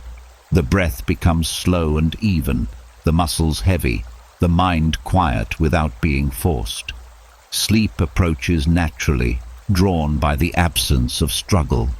In this quiet state, you realize that peace was never dependent on perfect silence. It was always available through indifference, the simple choice to let the noise exist without giving it your energy. And as you drift toward rest, that indifference becomes a gentle shield, allowing the night to carry you into stillness, while the storm fades into distant memory. As the inner noise softens and thoughts lose their need to be answered, a deeper layer of calm begins to form. But feelings still move beneath the surface, steady and alive. Not every emotion needs to be spoken, acted on, or released immediately. Some are meant to be held gently until they settle on their own. This is where the Stoic practice of emotional containment becomes quietly powerful, learning to hold feelings within without letting them spill into the world before they are understood. Many people were taught that emotions must always be expressed to be healthy, so when anger rises, it is vented. When sadness appears, it is explained. When frustration builds, it is projected outward. but immediate release can spread the storm instead of calming it. Emotional containment is not suppression. It is patience. It is allowing the feeling to exist safely inside you without turning it into words or actions that cannot be taken back. When you hold an emotion instead of releasing it, you give it space to change. Feelings are rarely stable. What begins as sharp anger often softens into hurt. What feels like overwhelming fear can fade into simple caution. By containing the emotion, you allow its true nature to reveal itself instead of reacting to its first appearance. Your body also benefits from this quiet holding. Instead of tensing for action, it begins to process the energy internally. Breathing deepens, muscles release gradually, the heart settles. The nervous system recognizes that there is no immediate threat requiring expression. This internal regulation is often more effective than outward release. Emotional containment also protects your relationships. Words spoken in the heat of strong emotion often carry unintended harm. Actions taken without clarity can create consequences that outlast the feeling itself. By waiting, you respond from a place of stability rather than impulse. You preserve both your peace and the peace of those around you. At night, this practice becomes especially meaningful. The day's unprocessed emotions may surface when everything is quiet. Instead of replaying conversations or imagining responses, you allow the feelings to rest inside you without pushing them outward. They become like waves moving beneath still water, active but not disruptive. As you lie here now, notice any lingering emotions present in your chest or stomach or throat. There is no need to analyze them or express them. Simply hold them gently, as you would hold something fragile without squeezing it. This gentle containment prevents the feeling from intensifying while allowing it to pass naturally. Over time, this practice builds emotional maturity. You become less reactive because you trust your ability to carry feelings without being controlled by them. You no longer fear intensity because you know it will not overwhelm you if you remain steady. Life begins to feel less chaotic because fewer emotions spill outward into unnecessary conflict or regret. You choose when and how to express yourself instead of being driven by the moment. This choice restores a sense of dignity and control that feels calm rather than rigid. Containment also reveals how many emotions resolve themselves without intervention. When given space, they fade like echoes that gradually disappear. What once seemed urgent becomes distant, sometimes even surprising in how quickly it lost its power. As calm deepens, the body relaxes further into the support beneath it. The breath becomes slow and rhythmic, the mind quiet but aware. The night feels protective rather than exposing, a place where you can safely hold whatever remains without pressure to release it. Sleep approaches gently, drawn by the absence of conflict between what you feel and what you do. Nothing needs to be said right now. Nothing needs to be decided. The emotions you carry can rest with you, quiet and contained until they dissolve on their own. And in that stillness, you discover a hidden strength. The strength to feel deeply without being shaken, to hold without hardening, to remain calm while the inner tides move. The storm no longer spreads outward. It stays contained, softening into silence as you drift toward rest. As emotions settle more quietly within you, no longer spilling outward or demanding immediate expression, another subtle skill begins to reveal its importance. The space between what happens and what you believe it means. Most suffering does not come from events themselves, but from the instant interpretation that follows. A look becomes rejection, silence becomes disapproval, a delay becomes failure. The mind moves so quickly that the interpretation feels like reality. This is why the Stoics trained themselves in a quiet habit that changes everything, pausing before interpreting what is happening. That pause is small, almost invisible, yet it holds immense power. It interrupts the automatic process that turns neutral moments into emotional storms. Instead of reacting to what you think is happening, you allow yourself to remain with what is actually present. You give reality a chance to speak before your fears speak for it. The mind often interprets through the lens of past experiences. Old wounds color new situations, making harmless events feel familiar in a painful way. When you pause, you loosen that connection. You see the present moment as it is, not as a repetition of something that once hurt you. This fresh perception prevents unnecessary emotional reactions. Pausing also calms the body.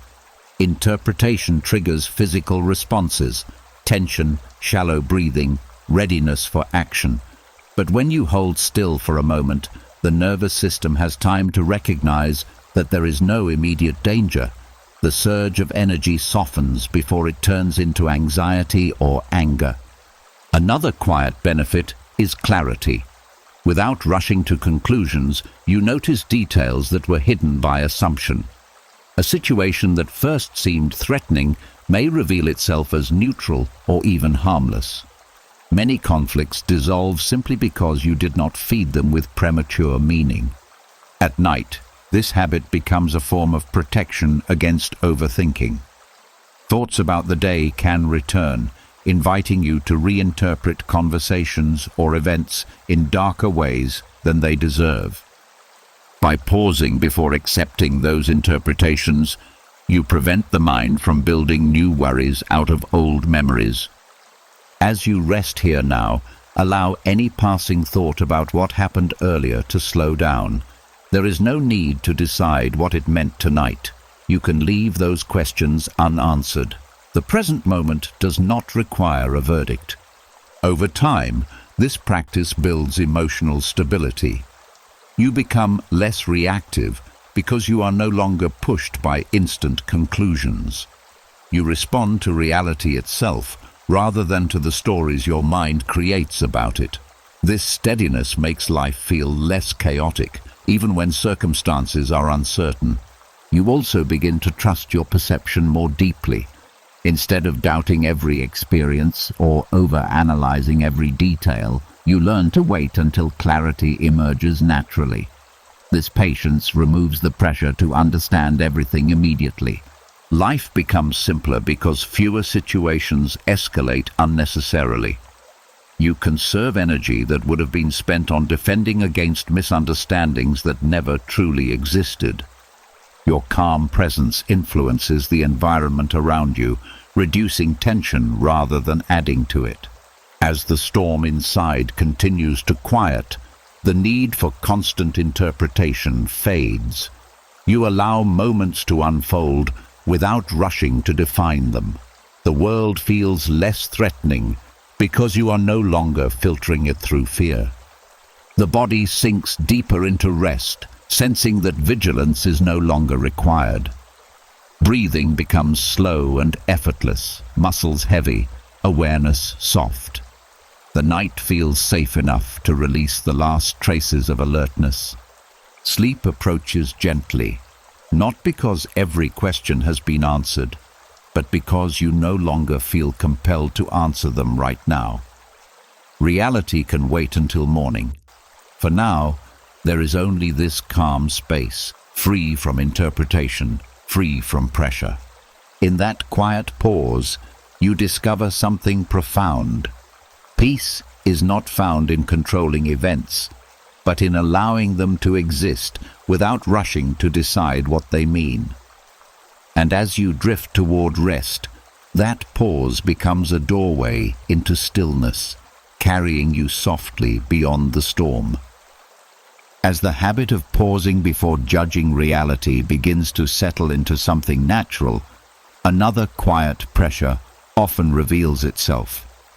the need to feel better right now. The moment discomfort appears, the mind starts searching for relief.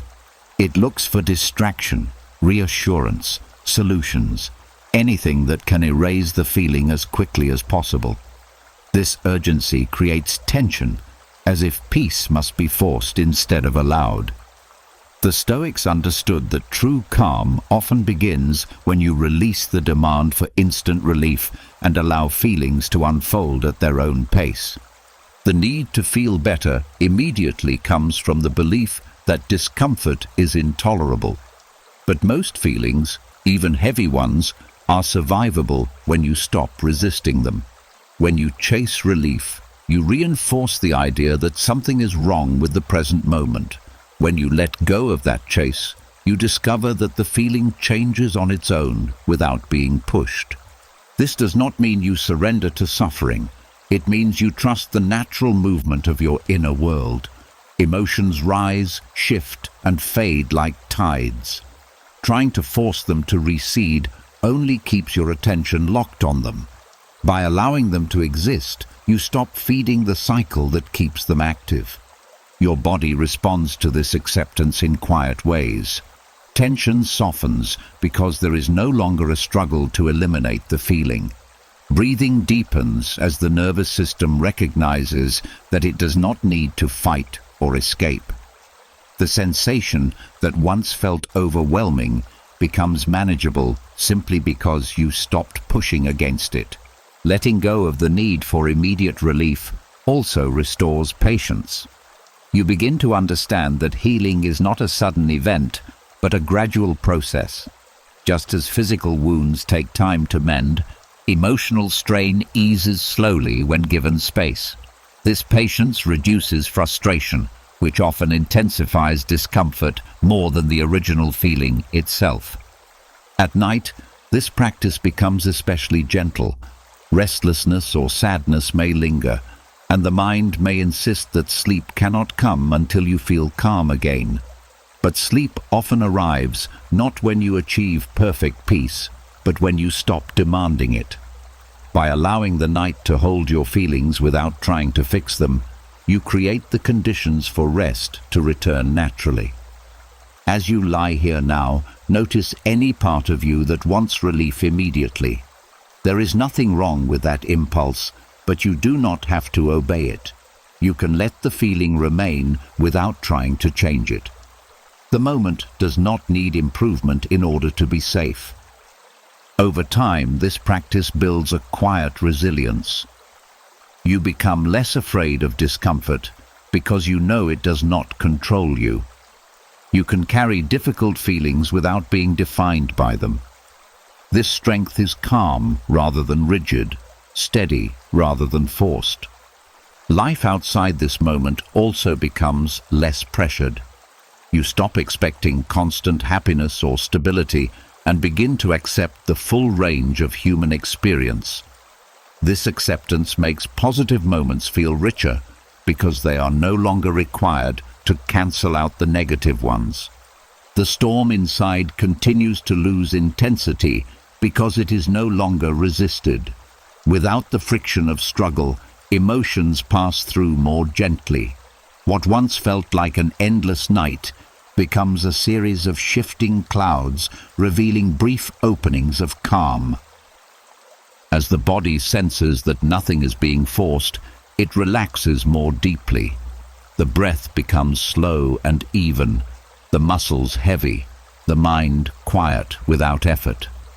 Sleep approaches not as a reward for fixing everything, but as a natural response to the absence of resistance. In that quiet surrender, you realize something freeing. Peace does not come from making yourself feel better instantly. It comes from trusting that you do not have to. And as you drift toward rest, that trust carries you softly into stillness, where the need for relief fades and the night becomes a place of gentle restoration rather than struggle. As the pressure to feel better right away begins to loosen, a deeper kind of strength starts to take shape.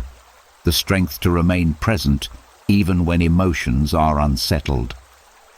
There are moments when discomfort does not fade quickly, when the inner weather stays rough longer than expected. The mind, trained to seek comfort, starts searching again for escape routes, distractions, or answers. But there is a quiet Stoic resilience in choosing not to search at all, in enduring emotional turbulence without chasing relief.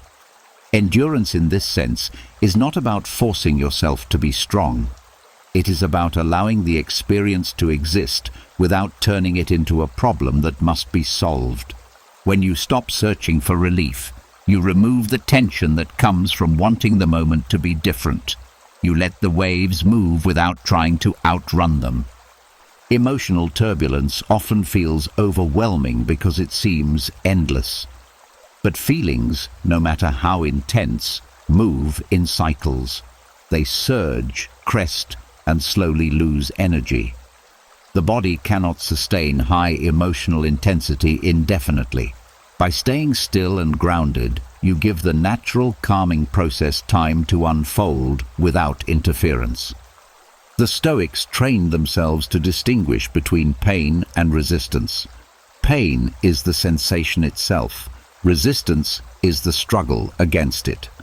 When resistance falls away, the experience becomes lighter, even if the feeling remains. You stop adding layers of frustration, fear, or self-judgment on top of what is already there. Your body responds to this quiet endurance with gradual release. Muscles that were bracing for escape begin to soften. Breathing becomes slower, less forced. The nervous system recognizes that there is no emergency requiring action. This physical settling sends a message back to the mind that the storm is survivable. Enduring without searching also builds trust in your own capacity. You realize that you can sit with discomfort longer than you thought. This realization weakens the fear of future turbulence because you know you are not fragile. You do not need perfect conditions to remain steady. At night, this practice becomes a form of deep rest, even before sleep arrives. Instead of fighting wakefulness or emotional heaviness, you allow the night to hold you exactly as you are. The darkness becomes a container for the experience, not something to escape from. This acceptance often creates the calm that effort could not produce. As you lie here now, notice any lingering movement inside you. There is nothing you need to do about it. You do not have to understand it or push it away.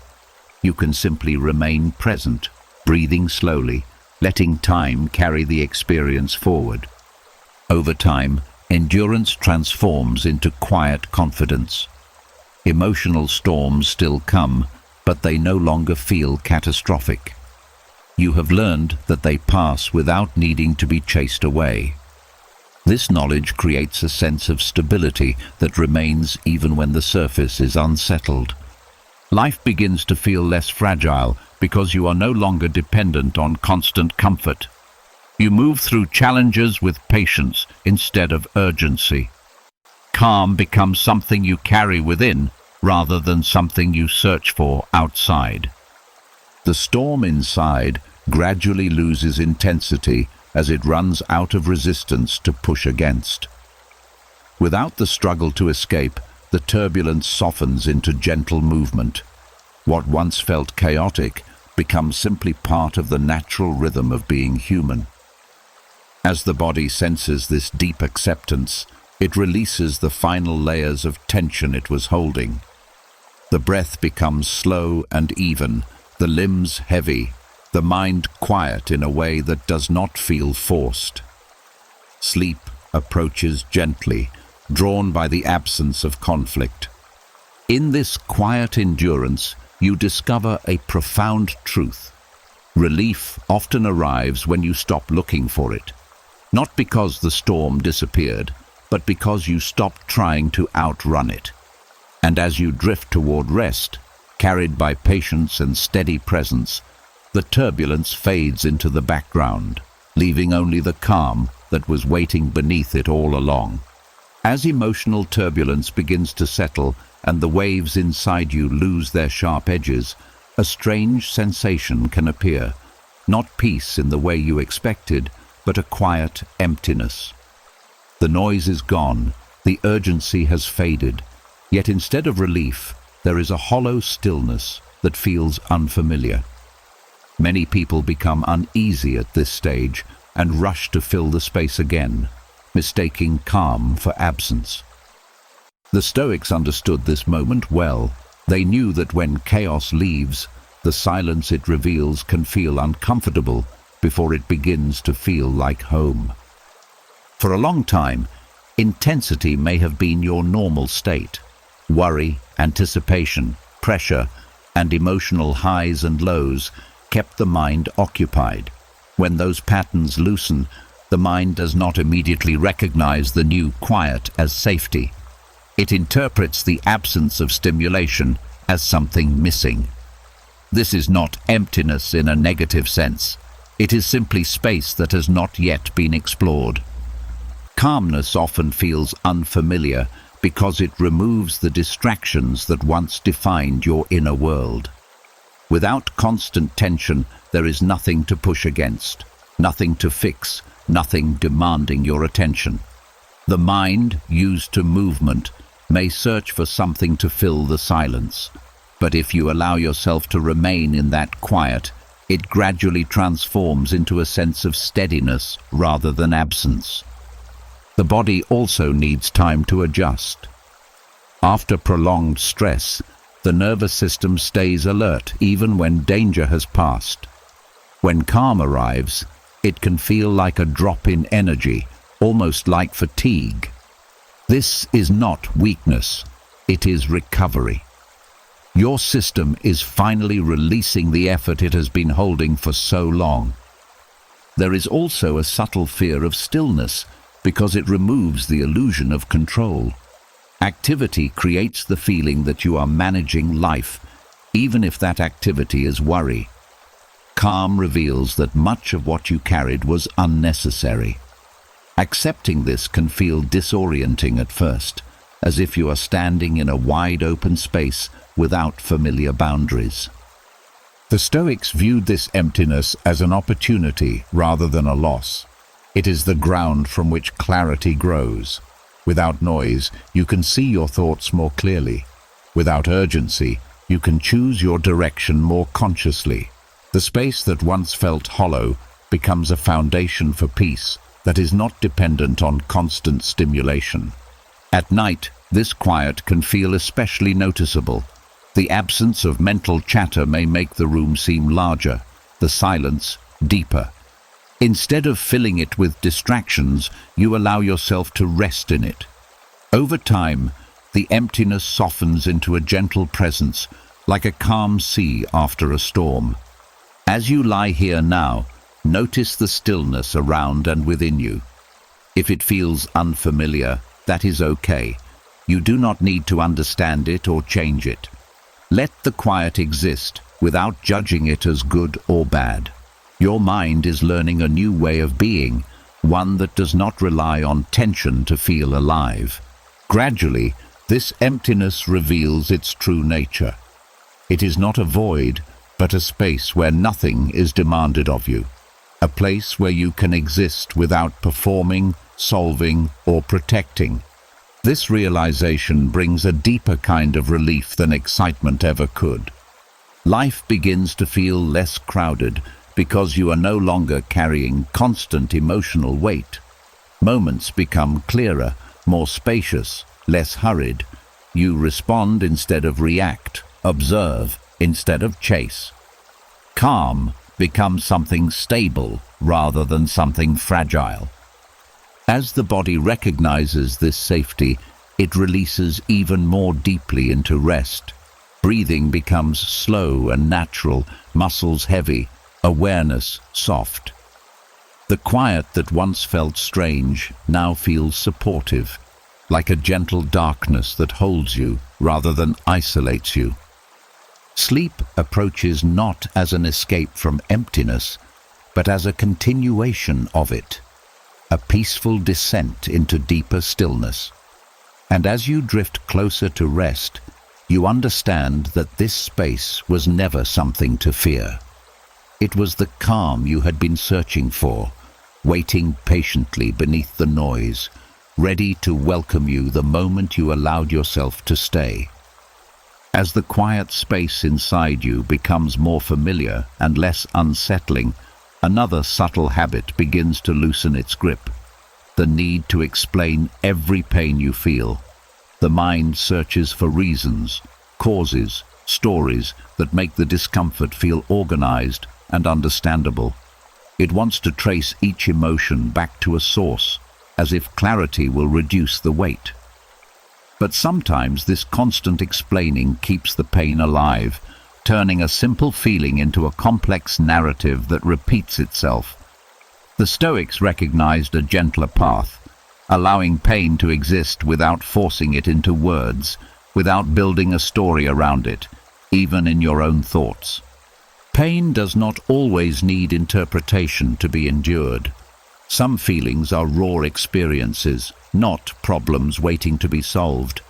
When you stop trying to explain them, you remove the mental activity that keeps them circulating.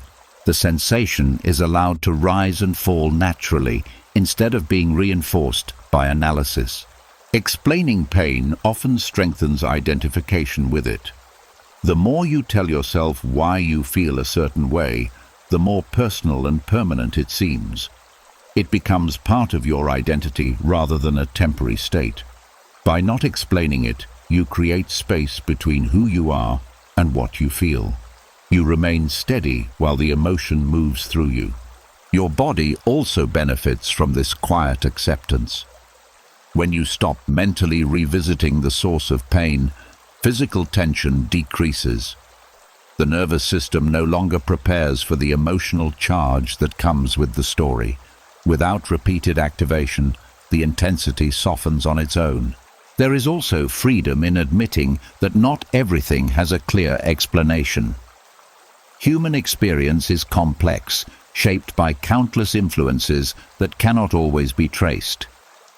Accepting this uncertainty removes the pressure to understand everything before you can rest. Peace becomes possible even without answers. At night, the urge to explain pain can become stronger because the mind has fewer distractions. Memories and reflections surface, inviting you to analyze what went wrong or what could have been different.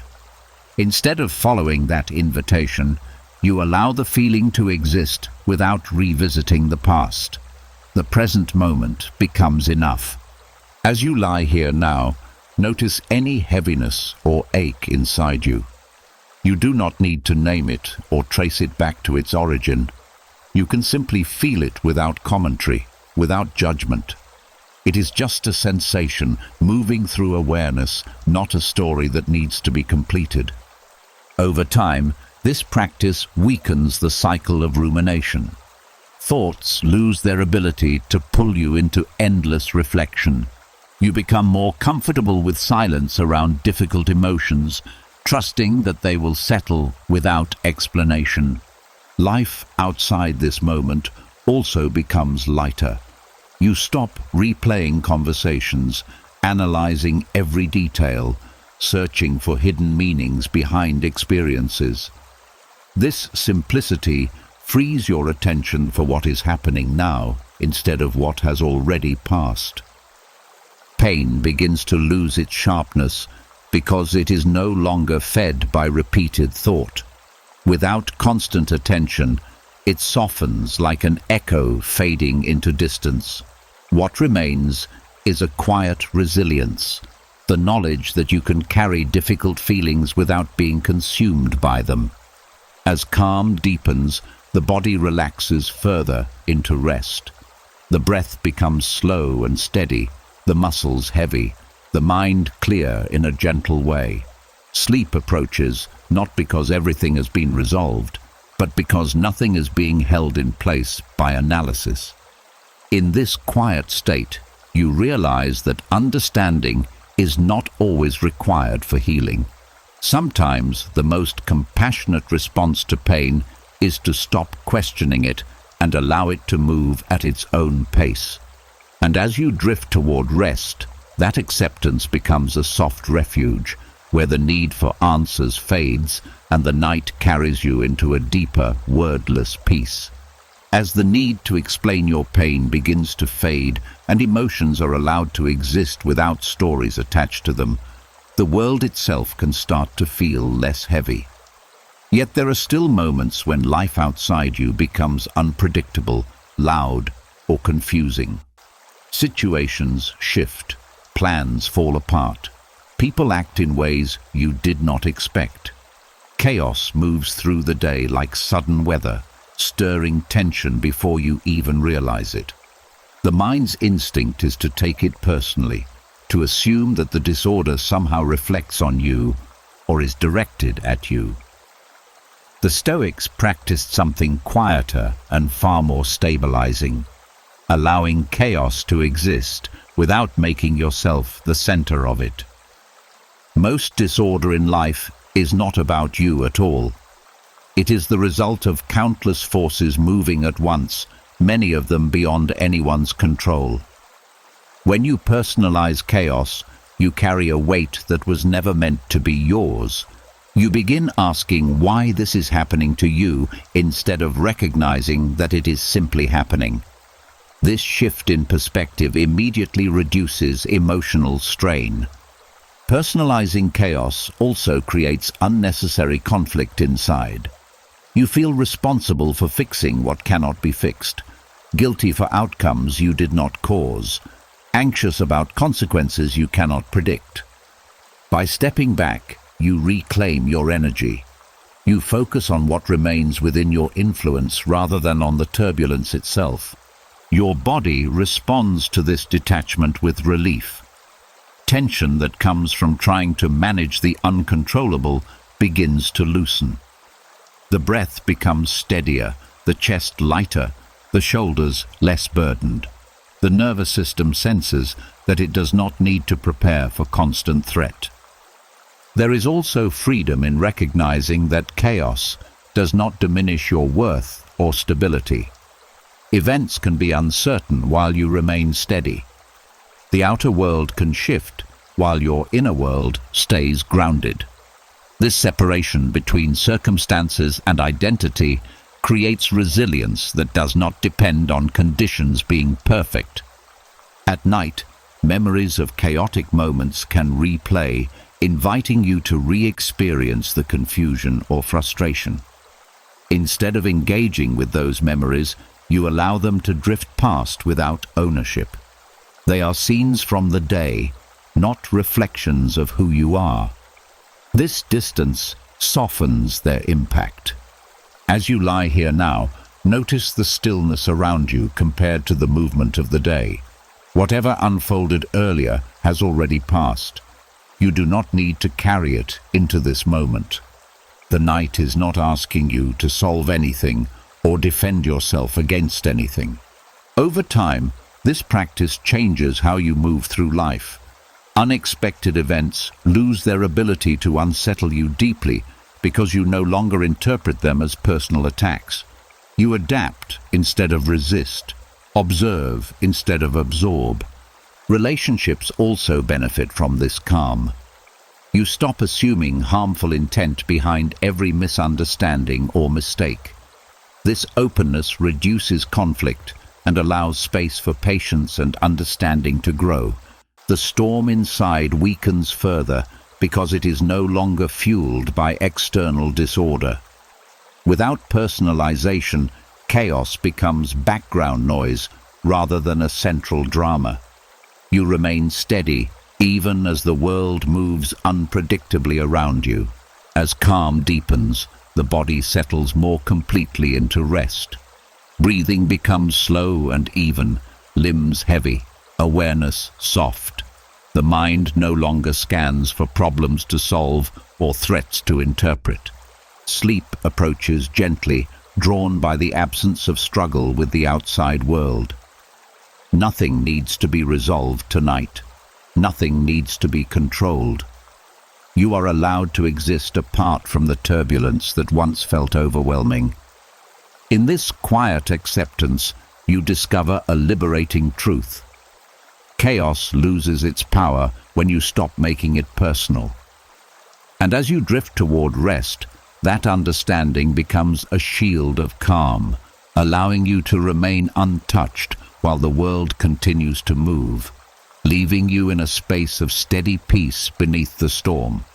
As chaos loses its personal weight and the world no longer feels like something aimed directly at you, a quieter challenge remains: the presence of tension that does not resolve on your schedule. Questions without answers, situations without closure, emotions without clear direction. The mind wants completion. It wants a clean ending, a sense that everything has been settled. But life rarely offers that kind of neat resolution. The Stoics trained themselves to live with unfinished edges, to become comfortable with tension that lingers without demanding it disappear. Unresolved tension feels uncomfortable because the brain is designed to seek certainty. When something remains open, attention keeps returning to it, as if persistence alone will create closure. Yet many things resolve only with time, and some never fully resolve at all. By learning to tolerate that uncertainty, you remove the pressure to force outcomes that cannot be controlled. There is strength in allowing tension to exist without labeling it as a problem. It becomes simply part of the landscape of experience rather than an obstacle that must be removed. This shift transforms discomfort into something manageable, even ordinary. You realize that peace is not the absence of tension, but the ability to remain steady while it is present. Your body adapts to this acceptance in subtle ways. Instead of tightening around unresolved situations, it begins to conserve energy. The constant readiness for action fades, replaced by a calm endurance. Breathing slows, muscles soften, the nervous system stops searching for a signal to react. Being comfortable with tension also prevents impulsive decisions. When you rush to resolve discomfort, you often choose what feels relieving rather than what is wise. Patience allows clarity to develop naturally. Solutions that were invisible in urgency become obvious in stillness. At night, unresolved tension can feel amplified. The quiet invites unfinished thoughts to surface, reminding you of what is still uncertain. Instead of trying to settle everything before sleep, you allow those open questions to rest alongside you. They do not need answers right now. The night is not a courtroom demanding conclusions. As you lie here now, notice any lingering sense of incompleteness inside you. It might be subtle, like a quiet hum beneath the surface. You do not need to silence it. You can coexist with it, breathing slowly, letting it be part of the background rather than the center of your awareness. Over time, this practice builds deep resilience. You become less dependent on external resolution for internal peace. Life feels less fragile because you know you can endure uncertainty without losing balance. This steadiness makes challenges feel navigable rather than overwhelming. Relationships also benefit from this calm patience. You stop forcing conversations, explanations, or outcomes before they are ready. You allow space for understanding to grow at its own pace. This openness reduces conflict and fosters trust. The storm inside weakens further because unresolved tension is no longer treated as a threat. Without resistance, it loses intensity, blending into the broader calm you have cultivated. What once felt sharp becomes dull, then distant, then barely noticeable. As calm deepens, the body sinks further into rest. The breath becomes slow and rhythmic, limbs heavy, awareness soft and quiet. Sleep approaches not because everything has been resolved, but because nothing is being fought. In this stillness, you discover a profound freedom. Peace does not require closure. It does not depend on certainty. It grows from the ability to remain composed even when life is unfinished. And as you drift toward rest, carried by patience and quiet endurance, the unresolved tension fades into the background, leaving you in a calm that exists regardless of what remains unanswered beyond the night. As unresolved tension becomes something you can carry without needing to fix, a new layer of calm begins to appear. The ability to witness emotional storms without immediately deciding what they mean. Judgment is often the mind's attempt to regain control. It labels the experience as bad, unfair, overwhelming, or unacceptable. These labels feel useful, but they intensify the storm by turning a passing state into a personal crisis. The Stoics practiced something far quieter and more stabilizing, withholding judgment until the storm had already begun to fade. When you stop judging an emotion, you remove the extra weight placed on top of it. Anger without judgment is simply heat in the body. Fear without judgment is simply heightened alertness. Sadness without judgment is simply heaviness moving through you. The experience becomes simpler, less threatening, easier to endure. Judgment also creates resistance.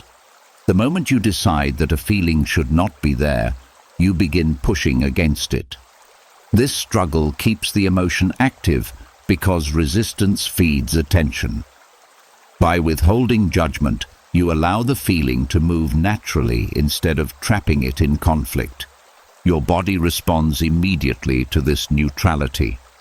Tension softens because there is no longer a mental command to fight or escape. Breathing becomes slower, the heartbeat steadier, the muscles less prepared for battle. The nervous system senses that there is no danger requiring interpretation. There is also clarity in waiting before forming conclusions. Emotional storms distort perception. What seems unbearable in the middle of intensity often appears manageable once calm returns. By delaying judgment, you protect yourself from decisions or words shaped by temporary states rather than by wisdom. At night, this practice becomes a gentle refuge. Feelings from the day may surface without warning, inviting you to evaluate them again. Instead of analyzing whether they were justified or what they say about you, you allow them to exist without commentary. The night becomes a place of quiet observation rather than reflection. As you lie here now, notice any emotion present in you. You do not need to decide whether it is good or bad, helpful or harmful. You can let it exist as pure sensation, moving through awareness without being defined. This neutrality creates space around the feeling, making it less overwhelming. Over time, withholding judgment transforms your relationship with yourself. You become less critical, less reactive, more compassionate toward your own experience. This gentleness reduces the inner conflict that often fuels emotional storms in the first place. Life outside this moment also becomes calmer. Situations that once triggered immediate reactions now receive thoughtful attention instead.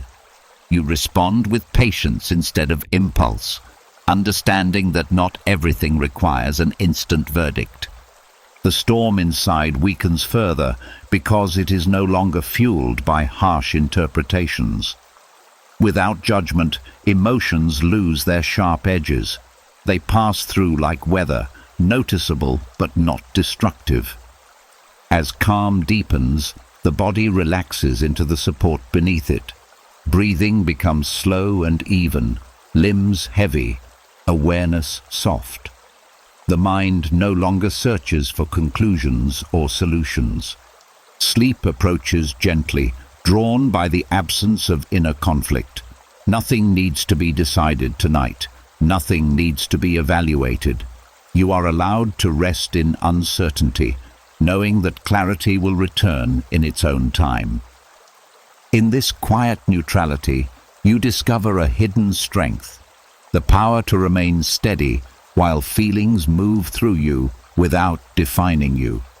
And as you drift toward rest, that strength carries you into stillness, where the storm dissolves not because it was defeated, but because it was allowed to pass without resistance or judgment. As judgment softens and emotional storms lose their sharp edges, the mind begins to reveal another habit that once felt unquestionable, the belief that every thought is telling the truth. When a fearful idea appears, it feels like a warning. When a critical voice speaks, it feels like a verdict. Thoughts arrive with authority, convincing you that they must be followed or solved. The Stoics trained themselves to see something different. They learned to treat thoughts as weather patterns moving across the sky of the mind, temporary formations that do not define the sky itself.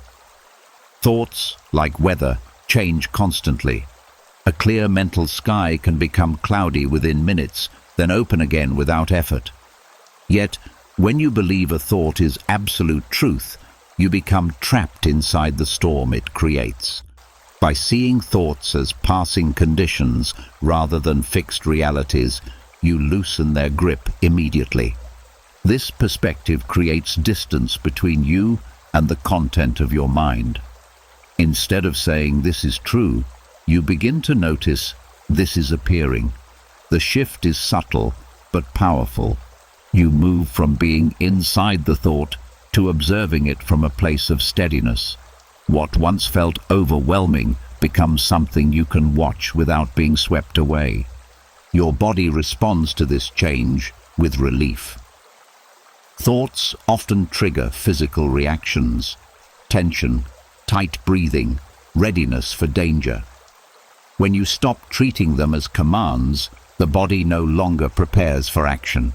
Muscles soften, the chest opens, the breath slows naturally. The nervous system recognizes that the storm is internal and temporary. There is also freedom in realizing that thoughts do not always reflect reality.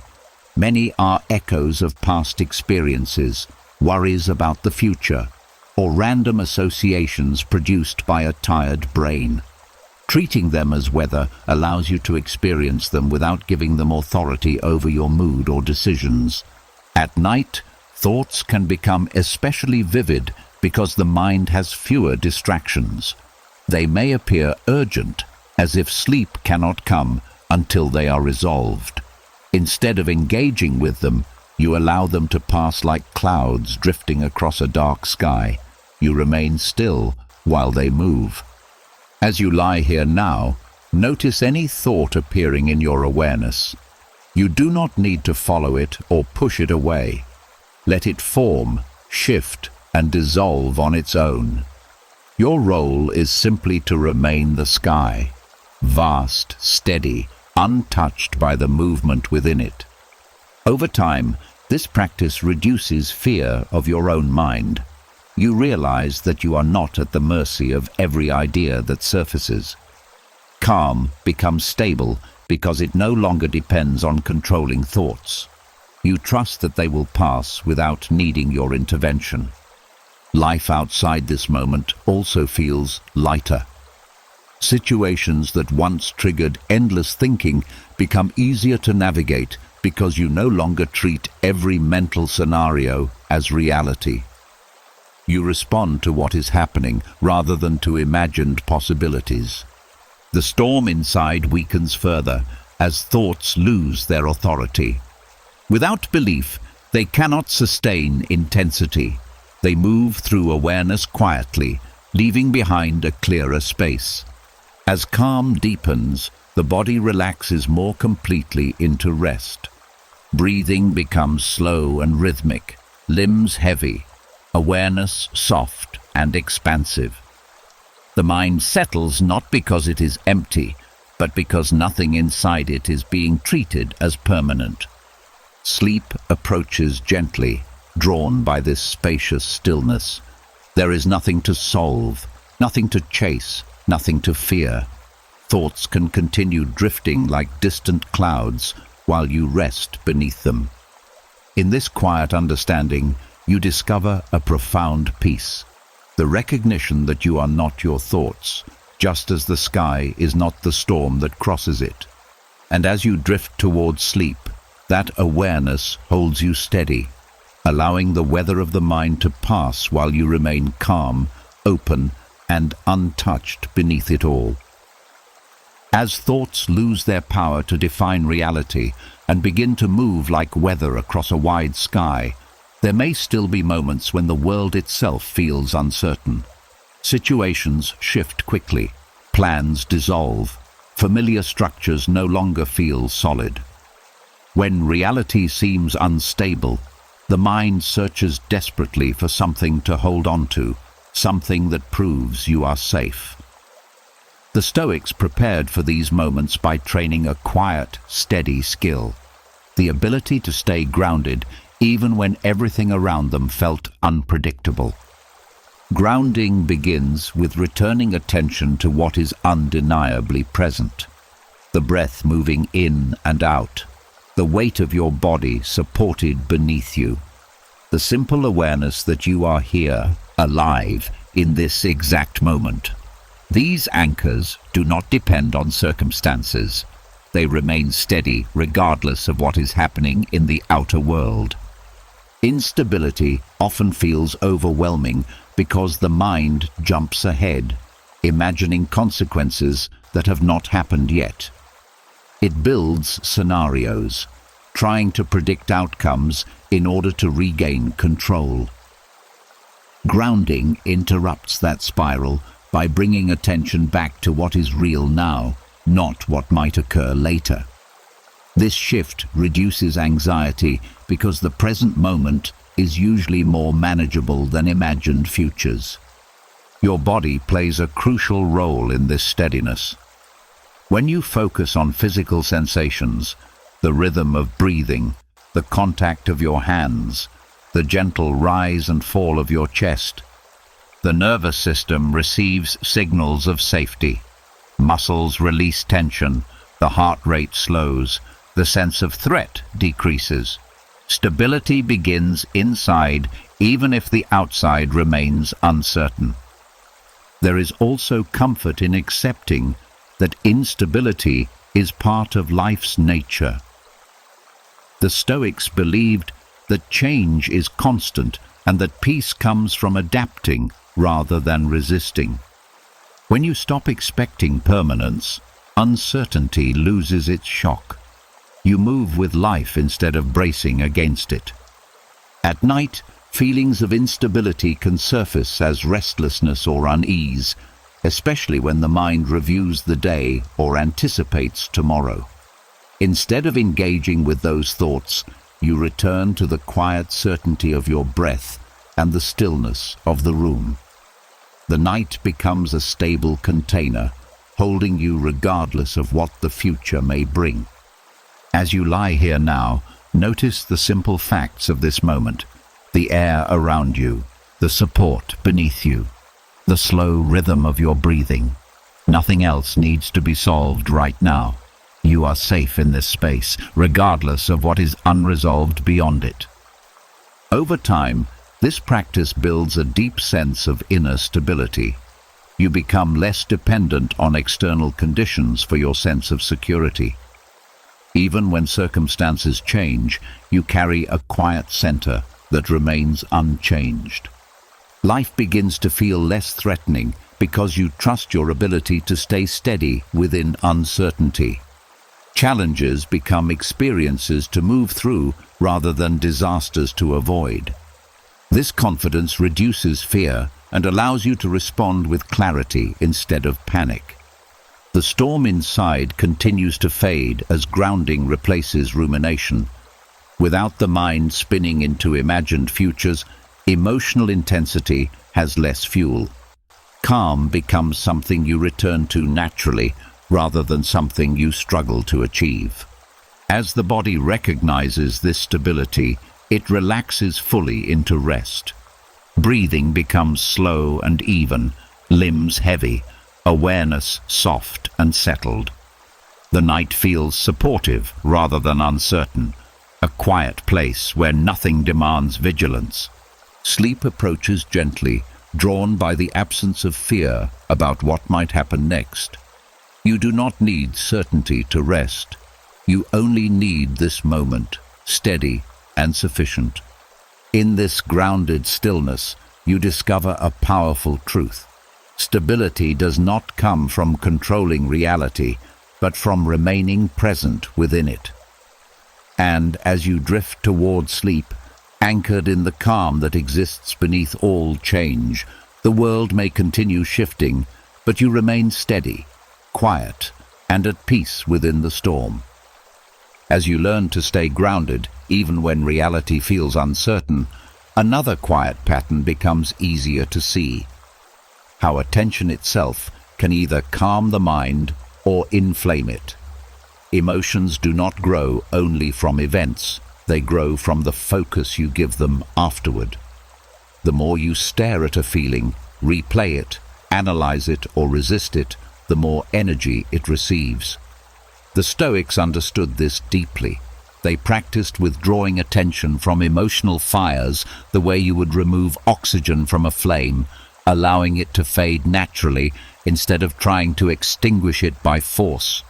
Attention is a form of fuel.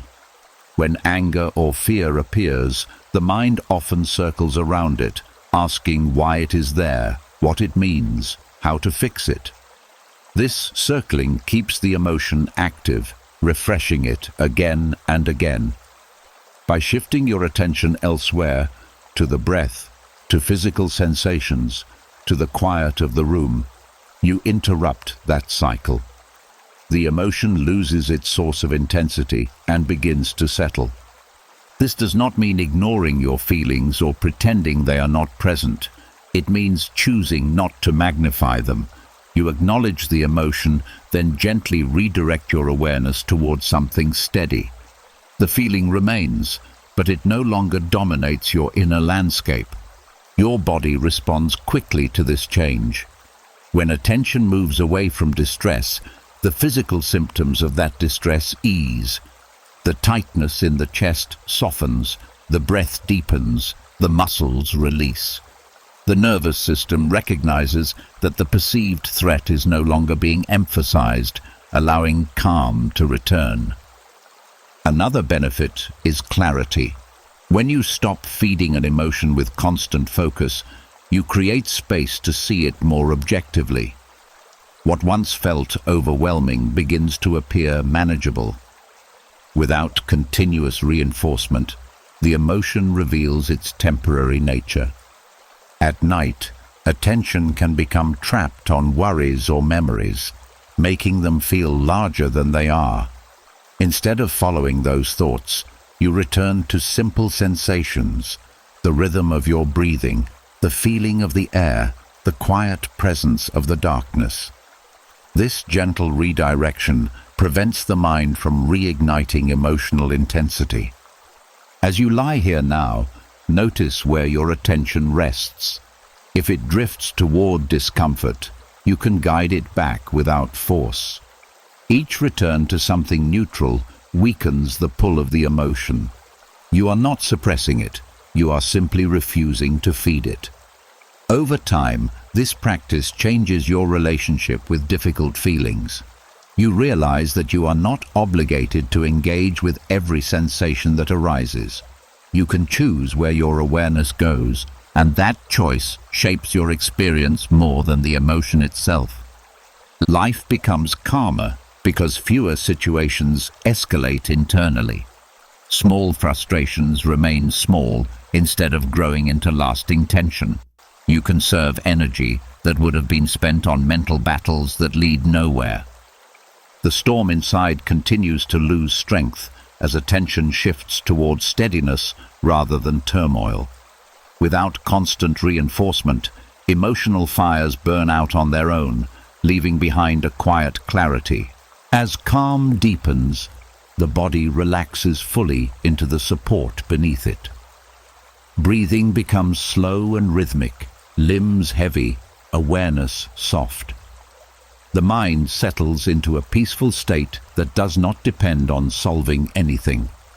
Sleep approaches gently, drawn by the absence of inner agitation. Nothing needs to be fixed tonight. Nothing needs to be analyzed. You are allowed to rest without carrying the weight of every feeling. In this quiet understanding, you discover a simple but powerful truth. Attention determines intensity. And as you drift toward sleep, choosing stillness over fixation, the remaining embers of the storm fade into darkness, leaving you wrapped in a calm that no longer requires effort to maintain. As attention becomes something you can guide instead of something that pulls you into every emotional current, memories may still appear without warning. A face, a place, a sentence once spoken, small fragments that carry old sensations with them. They arrive quietly, yet the feelings attached to them can flare up as if the past were happening again. The mind wants to revisit, analyze, relive.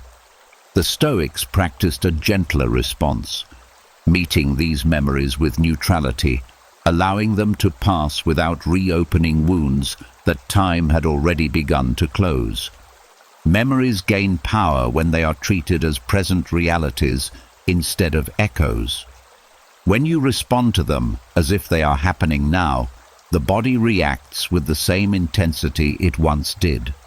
But when you recognize them as distant events, they lose their urgency. They become images passing through awareness rather than experiences that demand action. Neutrality does not mean denying that something painful occurred. It means refusing to relive it unnecessarily. You acknowledge the memory without adding emotion, commentary, or resistance. It becomes a quiet recollection rather than a source of renewed suffering. Your body benefits from this distance. Instead of tightening in response to remembered stress, it remains relaxed, anchored in the present moment. The breath stays steady, the muscles loose, the nervous system calm. The past loses its ability to disturb the present because it is no longer treated as a threat. There is also freedom in realizing that memories are not fixed truths. They shift over time, influenced by perspective and mood. By meeting them with neutrality, you prevent them from shaping your current identity. You're not defined by what happened before. You are defined by how you meet this moment now. At night, memories often surface when the mind slows down. Instead of pushing them away or diving into them, you allow them to appear and fade on their own. They move like distant lights across a dark landscape, visible but not intrusive. As you lie here now, notice if any memory drifts into awareness. You do not need to follow it. You can let it pass the way you would watch a cloud move across the sky without chasing or resisting. Your presence remains steady while it dissolves. Over time, this practice weakens the emotional charge attached to the past. Memories lose their sharpness because they are no longer reinforced by repeated reaction. What once felt overwhelming becomes distant, then quiet, then almost neutral. Life outside this moment also becomes lighter. You stop carrying the past into every new situation. You respond to people and experiences as they are now, not as reminders of what once hurt you. This openness allows new possibilities to emerge. The storm inside fades further because old pain is no longer being reignited. Without attention and emotional response, the embers cool. What remains is a calm awareness that the past has its place, but no longer controls the present. As calm deepens, the body relaxes fully into rest. Breathing becomes slow and even, limbs heavy, awareness soft and clear. The night feels safe enough to release what you have been holding. Sleep approaches gently, drawn by the absence of inner conflict. Nothing from the past needs to be solved tonight. Nothing needs to be revisited. You are allowed to rest free from what has already happened. In this quiet neutrality, you discover a powerful freedom, the ability to remember without suffering, to acknowledge without reliving. And as you drift towards sleep, that freedom carries you into stillness, where the past becomes just another distant shore, while you remain calm in the present, untouched by the waves that once reached you. As memories lose their ability to pull you backward, and the past no longer ignites fresh pain, a deeper question quietly appears: how to remain steady without closing your heart. Many people believe that strength requires hardness, that to be unshaken, you must stop feeling altogether. But the Stoics pursued a different kind of resilience.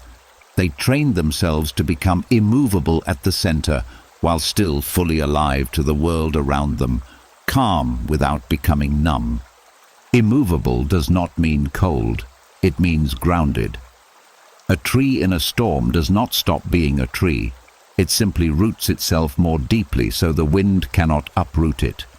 In the same way, emotional steadiness comes from anchoring yourself in values, awareness, and presence, rather than from shutting down sensitivity. You remain open, but not easily shaken. Numbness, on the other hand, is a form of escape. It dulls both pain and joy, leaving a flat quiet that feels safe, but lifeless. True Stoic calm allows you to feel everything without being overwhelmed by anything. You experience emotions fully, yet they pass through without distorting your clarity. Your body reflects this balance. Instead of the rigid tension that comes from trying to suppress feelings, there is a relaxed stability.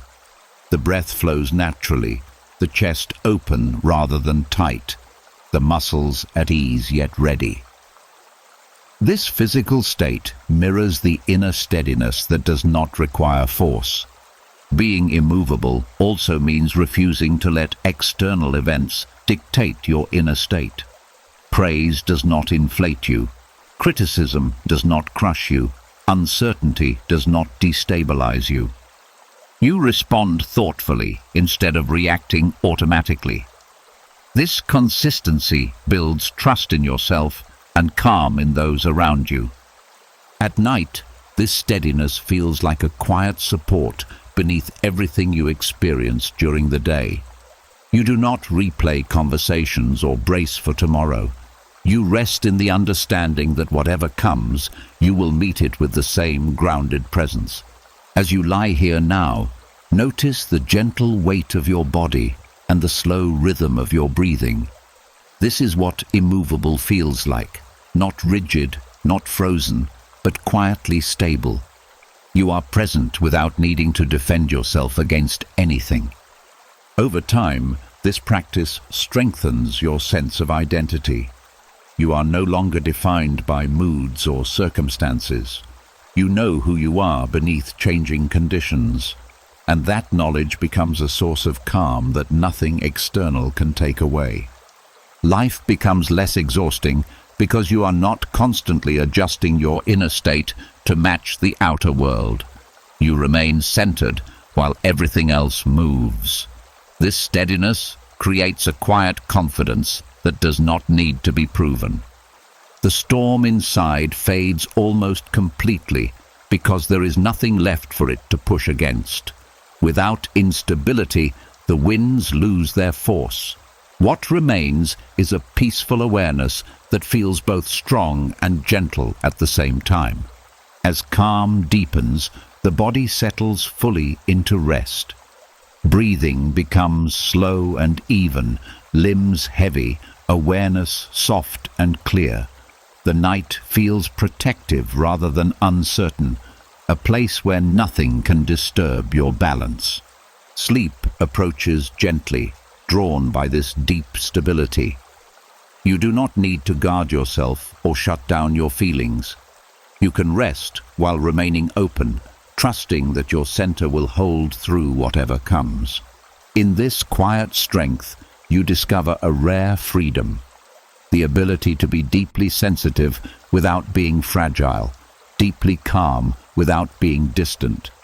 And as you drift towards sleep, anchored in a steadiness that does not depend on numbness, you rest like a mountain beneath the night sky, unmoved by the winds, yet fully alive within the silence. As you settle into that quiet strength, steady without being numb, open without being overwhelmed, another pattern becomes easier to see. Emotional drama often grows not from the situation itself, but from the layers we add to it. Interpretations, expectations, imagined outcomes, repeated retellings inside the mind. A simple moment becomes complicated, then heavy, then exhausting. The Stoics practiced a method that gently dissolves this weight, returning everything to simplicity until the drama has nothing left to feed on. Simplicity begins by stripping an experience down to what is actually happening, not what you fear it means or what you wish it were. A harsh word becomes just a sound that was spoken. A delay becomes just time passing. A mistake becomes just an action that can be corrected. Without the extra story, the emotional charge softens almost immediately. Drama thrives on exaggeration. The mind jumps from a small discomfort to catastrophic conclusions, creating a sense of urgency and threat. When you bring the focus back to simple facts, the imagined danger fades. You realize that many storms were built from assumptions rather than reality. Your body responds to this simplification with relief. Tension that came from mental overload begins to release. The breath deepens because the situation no longer feels overwhelming. Muscles soften as the nervous system recognizes that there is no emergency requiring defense. There is also clarity in simplicity. When you remove unnecessary interpretation, you can see what actually needs attention and what does not. Problems become manageable instead of intimidating. Decisions feel straightforward instead of paralyzing. At night, simplicity becomes a form of mental quiet. Instead of replaying the day in complicated loops, you allow it to settle into a few clear impressions. What happened, happened. Nothing more needs to be added. The mind no longer tries to rewrite or analyze every detail. As you lie here now, notice how simple this moment really is. The steady movement of breath, the quiet around you, the gentle weight of your body resting. There is nothing hidden here, nothing demanding interpretation, just presence. Over time, practicing simplicity changes how you experience life. You stop amplifying situations with unnecessary thought. You respond to what is real rather than to imagined layers built on top of it. This approach creates a calm that feels natural instead of forced. Relationships also benefit from this clarity. Misunderstandings shrink when you stop assigning motives or meanings that were never expressed. Communication becomes easier because you are responding to what was actually said, not to what you assumed. The storm inside fades further because it no longer has complex narratives to sustain it. Without mental drama, emotions pass quickly, leaving behind a quiet steadiness. What once felt intense becomes surprisingly manageable. As calm deepens, the body relaxes fully into rest. Breathing becomes slow and rhythmic, limbs heavy, awareness soft. The mind no longer searches for complications to solve. Sleep approaches gently, drawn by the simplicity of this moment. Nothing needs to be fixed, explained, or expanded. Everything is already enough as it is. In this quiet clarity, you discover a powerful truth. Peace often returns when life is allowed to be simple again. And as you drift toward sleep, held by the calm that comes from seeing things as they are. The last traces of emotional drama dissolve into the night, leaving you in a stillness that feels both light and deeply secure. As life becomes simpler and emotional drama loosens its grip, the mind may still reach forward into what has not yet happened. The future can feel like an open space, filled with unanswered questions, shifting possibilities, and outcomes you cannot see. When certainty disappears, tension often returns, as if stability depends on knowing what comes next. The Stoics prepared themselves for this exact discomfort. They practiced remaining composed, not by predicting the future, but by anchoring themselves in what could not be taken away by uncertainty. Composure begins with accepting that the future has always been uncertain, even when it appeared predictable. Plans create the illusion of control, but life moves according to forces larger than any one person. When you stop expecting certainty, the absence of it no longer feels like a threat. It becomes simply the natural condition of being alive. Your attention returns to what is within reach, your actions, your character, your response to whatever unfolds. These are stable even when circumstances are not. By focusing on how you meet the future, rather than on what the future contains, you reclaim a sense of control that does not depend on outcomes.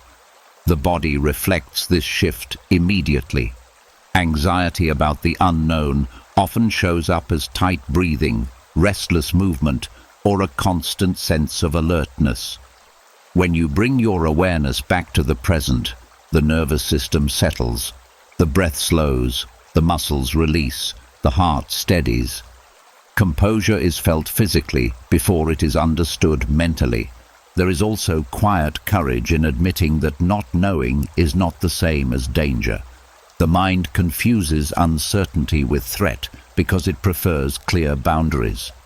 But many of life's most meaningful experiences arise from situations that were once unclear. By remaining open instead of defensive, you allow possibility to exist alongside uncertainty. At night, thoughts about the future can become louder, filling the silence with scenarios and worries. Instead of trying to solve tomorrow in the dark, you allow the night to remain separate from what has not yet happened.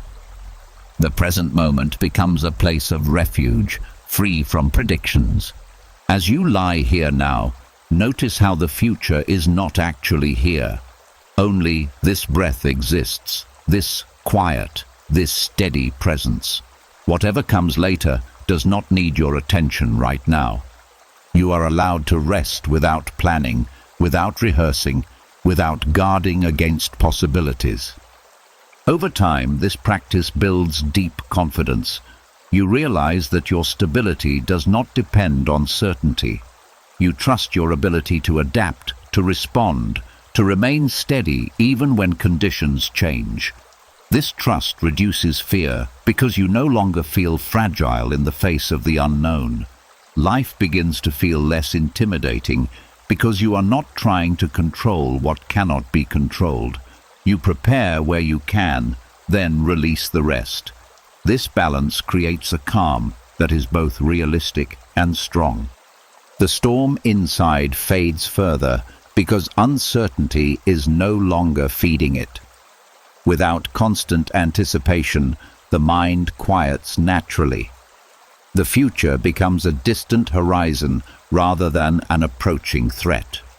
As calm deepens, the body settles fully into rest. Breathing becomes slow and even, limbs heavy, awareness soft. The night feels supportive, a pause between what was and what will be. Sleep approaches gently, drawn by the absence of worry about what lies ahead. Nothing about tomorrow needs to be decided tonight. The future can wait. In this composed stillness, you discover a quiet freedom, the ability to remain peaceful even without guarantees. And as you drift towards sleep, anchored in the steady presence that exists beneath all uncertainty, you rest with the calm certainty that whatever comes, you will meet it with the same grounded strength that carries you through this moment now. As you grow more comfortable with uncertainty and stop demanding guarantees from the future, another subtle habit becomes easier to notice: the mind's tendency to rehearse disaster as if preparation could prevent it. Scenes of what might go wrong begin to play automatically, vivid and detailed, pulling your emotions into situations that have not happened and may never happen. This rehearsal feels like caution, but it often drains peace without offering protection. The Stoics trained themselves in a quiet discipline, refusing to spend energy on catastrophes that exist only in imagination. Mentally rehearsing disaster keeps the body in a state of readiness for danger that is not present. The heart beats faster, the breath becomes shallow, muscles tense as if action is required, yet nothing is actually happening. By stepping out of these imagined scenarios, you allow the nervous system to return to a state of rest, conserving energy for what is real. There is also a hidden assumption behind catastrophic thinking, the belief that worry can control outcomes. But no amount of rehearsal can shape events that are still unknown. The Stoics understood that energy is better spent preparing your character than predicting circumstances. Strength, patience, and clarity are useful in any situation, while imagined scenarios often create unnecessary fear. When you stop rehearsing disaster, the future becomes less intimidating. Instead of a series of threats waiting to unfold, it becomes an open space filled with possibilities. Your mind is no longer crowded with scenes of loss or failure, allowing calm to replace constant vigilance.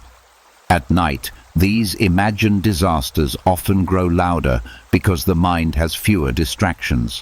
One thought leads to another until sleep feels impossible. Instead of following the chain, you gently return to the present, the rhythm of breathing, the stillness of the room, the simple fact that you are safe right now. This breaks the momentum of fear.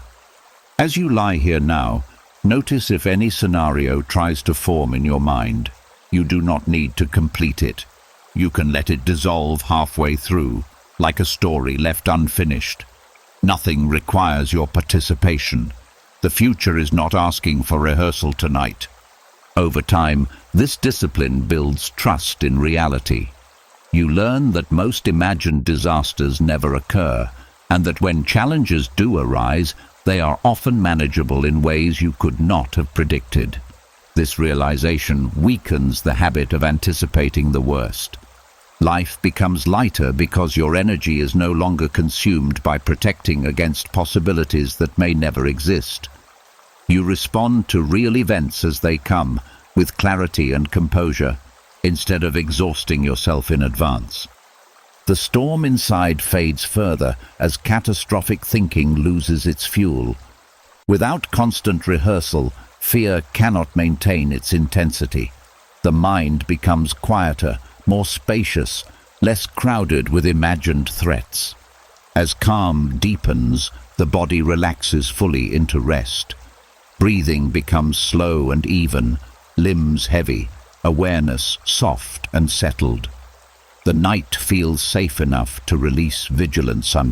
Sleep approaches gently, drawn by the absence of imagined danger. Nothing needs to be prevented right now. Nothing needs to be planned. You are allowed to rest without guarding against tomorrow. In this quiet discipline, you discover a powerful freedom, the ability to face life as it unfolds rather than as you fear it might. And as you drift towards sleep, released from the exhausting habit of rehearsing disaster, you rest in the calm certainty that strength will meet whatever comes, without needing to suffer it in advance. As the habit of rehearsing disaster begins to fade, and the mind no longer fills the future with imagined danger, a quieter opportunity appears, the chance to simplify your inner world.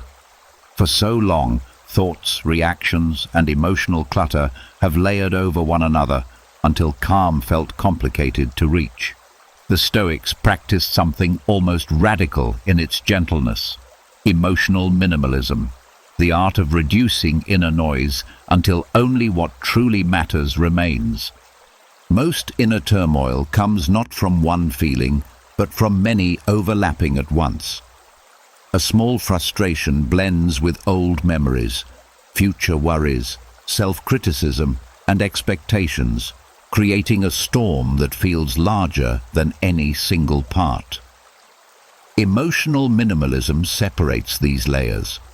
It asks a simple question: what is actually present right now, and what is extra weight added by the mind? When you focus only on the essential emotion of the moment, everything else begins to fall away. The past does not need to be revisited. The future does not need to be predicted.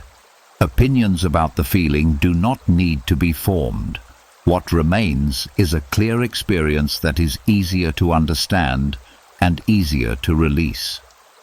Your body responds immediately to this simplification. Without the pressure of multiple emotional threads pulling at once, tension decreases, the breath deepens, the chest opens, the muscles soften. The nervous system recognizes that the situation is smaller than it first appeared. Emotional minimalism also protects your energy. Instead of reacting to every passing thought or sensation, you conserve attention for what truly deserves it. This selective focus prevents exhaustion and keeps your inner world quiet and manageable. At night, this practice becomes especially soothing.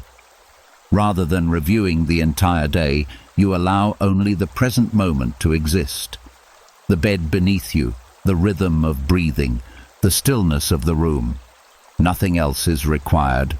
The mind settles because it is no longer carrying unnecessary content. As you lie here now, notice how little is actually needed for peace.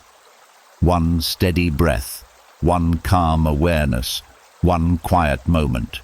The rest can fade into the background without effort. Over time, emotional minimalism reshapes your relationship with life. You stop collecting unnecessary worries, grudges, or expectations.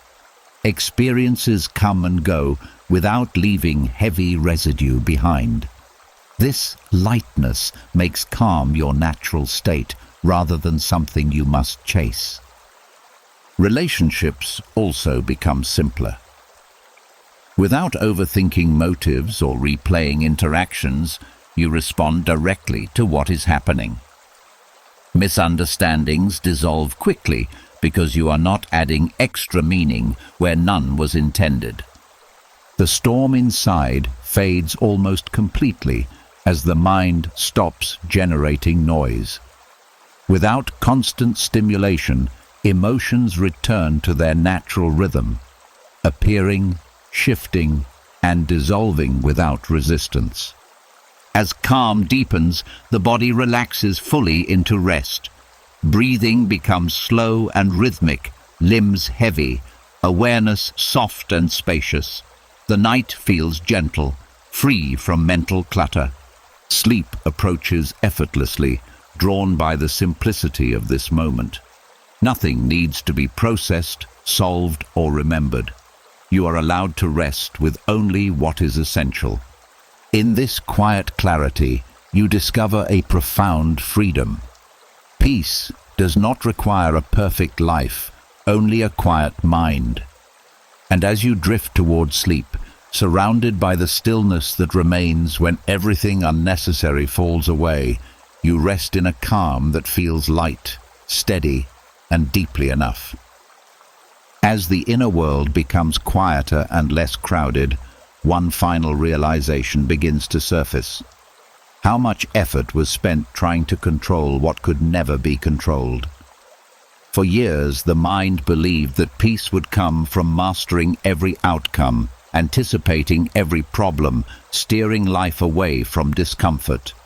Yet the harder you tried to manage the storm, the stronger it seemed to grow. The Stoics discovered a paradox that changes everything. Peace often arrives not when the storm is controlled, but when the struggle to control it finally ends. Control creates tension because it demands certainty from an uncertain world. It keeps the mind scanning for threats, rehearsing responses, tightening against possibilities. Even when nothing is happening, the effort to stay prepared prevents true rest. Letting go of control releases that constant vigilance. You stop guarding against life and begin allowing it to unfold. This surrender is not defeat. It is clarity. You recognize the difference between what belongs to you and what does not. Your actions, your character, your presence. These remain within your influence. Outcomes, timing, other people's choices. These move beyond your reach. Accepting this boundary frees enormous energy that was once wasted on resistance. Your body responds immediately to this release. Muscles that were braced for impact soften. The breath deepens without effort. The nervous system shifts from alertness to recovery, as if it finally understands that it no longer needs to fight invisible battles. There is also a quiet relief in realizing that storms exhaust themselves. Emotions, situations, and uncertainties move through cycles whether you intervene or not. By stepping back, you allow their natural rhythm to complete. What felt endless begins to lose force simply because it is no longer being pushed against. At night, this understanding becomes a gentle invitation to rest. You do not need to solve the day before sleep can come. You do not need guarantees about tomorrow. The night asks nothing from you except your willingness to release the grip you have been holding. As you lie here now, notice how little is required when control is set down. The steady movement of breath, the quiet around you, the simple awareness that you are safe in this moment. Nothing else needs to be managed right now. Over time, this practice transforms your relationship with life. Challenges still arise, but they no longer feel like battles to be won. You meet them with patience instead of force, trusting your ability to respond rather than trying to dictate the outcome. Relationships become more peaceful as well. When you stop trying to control how others think or behave, tension dissolves. You offer presence instead of pressure, understanding instead of resistance.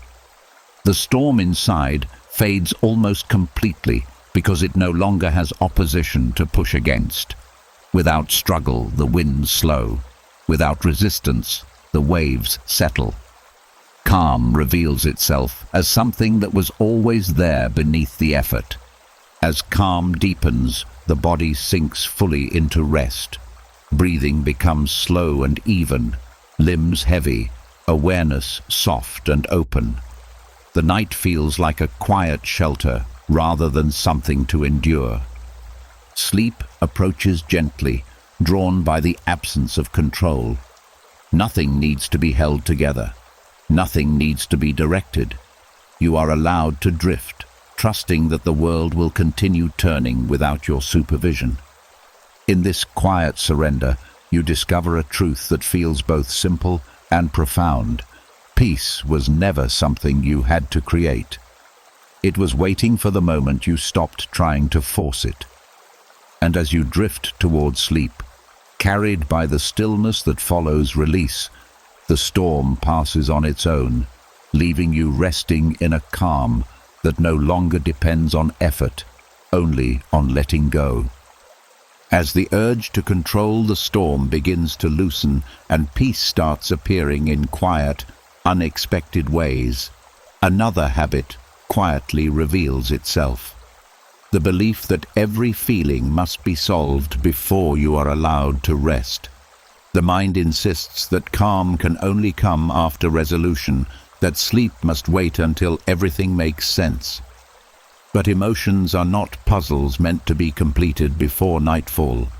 The Stoics understood that rest is not a reward for solving your inner world. It is a refuge that allows the inner world to settle on its own.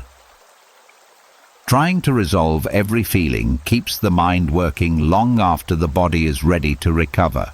You replay conversations, search for reasons, attempt to fix what cannot be fixed in the dark. This effort creates exhaustion without clarity. Letting go of the need for resolution releases you from this endless task. You allow feelings to remain unfinished, trusting that they will soften with time rather than analysis. Not every emotion carries a clear message. Some are simply the residue of a long day, the echo of stress, the body's response to fatigue. When you stop demanding explanations, these sensations lose their urgency. They become background noise instead of problems requiring attention. Your body responds immediately to this permission to rest. The tension that came from mental effort begins to dissolve. The breath slows, the chest softens, the muscles grow heavy. The nervous system recognizes that it no longer needs to stay alert for answers. There is also compassion in allowing yourself to rest while still imperfect, still uncertain, still unfinished. You do not need to become calm before sleep can come. Sleep itself is what restores calm. By lying down without conditions, you give your mind the chance to reset in ways that conscious effort cannot achieve. At night, unresolved feelings often surface because the quiet removes distractions. Instead of engaging with them, you allow them to float beside you without interaction. They can exist without being examined. The night becomes a space where nothing needs to be decided. As you lie here now, notice any lingering emotion that seems to ask for attention. You do not have to respond. You can let it remain exactly as it is while your body relaxes deeper into stillness. Rest is allowed even in the presence of uncertainty. Over time, this practice changes how you relate to your emotions.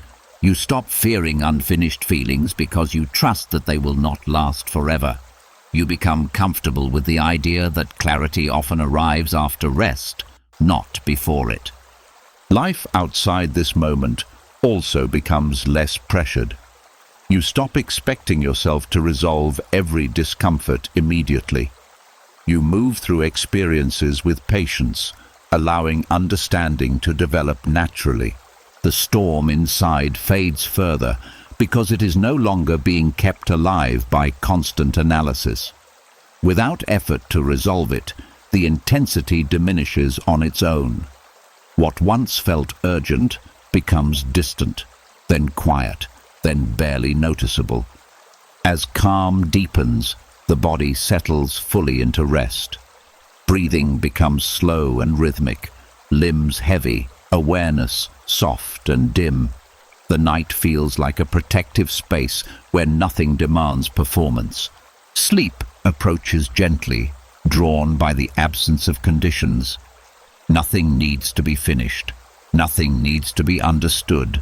You are allowed to drift while everything remains unresolved. In this quiet surrender, you discover a gentle truth. Peace does not require closure before it can begin, and as you drift toward sleep, carried by the permission to rest without solving everything, the remaining tension dissolves into the darkness, leaving you in a calm that restores itself while you simply allow it to. As the need to resolve every feeling before resting begins to loosen, one final pressure often remains. The quiet insistence that tomorrow must be solved before you can allow yourself to sleep. Plans, responsibilities, unanswered questions, unfinished tasks gather at the edge of the mind, asking for attention as if rest would be irresponsible without preparation. But the Stoics understood something deeply freeing. Tomorrow has never been solved the night before. It is met, not mastered, and there is a quiet courage in choosing to sleep without trying to control what has not yet arrived. The urge to solve tomorrow comes from fear of uncertainty. The mind believes that if it can anticipate every possibility, it can prevent discomfort. Yet this effort keeps you suspended between today and tomorrow, never fully resting in either. By stepping back, you allow the future to remain where it belongs, ahead of you, not inside your mind tonight. Courage in this moment does not look dramatic. It looks like letting your thoughts slow down instead of speeding them up. It looks like closing the day without rehearsing conversations or outcomes. It looks like trusting that your strength will be there when morning comes, even if you do not know exactly what you will face. Your body is already asking for this trust. Fatigue is not weakness. It is a signal that recovery is needed. When you continue planning instead of resting, you override that signal, keeping the nervous system active when it needs to reset. Letting go allows the body to return to balance, restoring clarity that effort could not produce. There is also wisdom in recognizing that problems often look different after sleep. What felt overwhelming at night can appear manageable in daylight. The mind reorganizes itself while you rest, sorting information without conscious involvement. By sleeping, you are not neglecting tomorrow. You are preparing for it in the most effective way possible.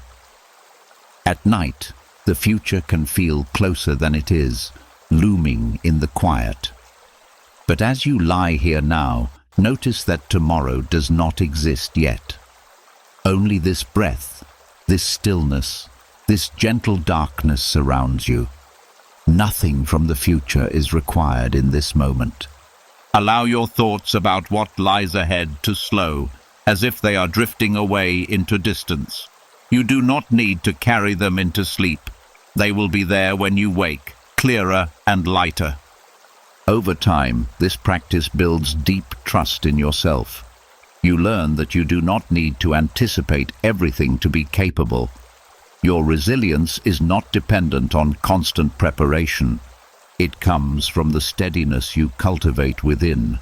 Life becomes less exhausting because you are no longer living ahead of yourself. You move through each day as it arrives, responding with presence rather than with rehearsed fear. The storm inside fades completely as the future releases its hold on your attention. Without anticipation, the mind quiets naturally. What remains is a calm readiness rather than anxious preparation. As calm deepens, the body sinks fully into rest.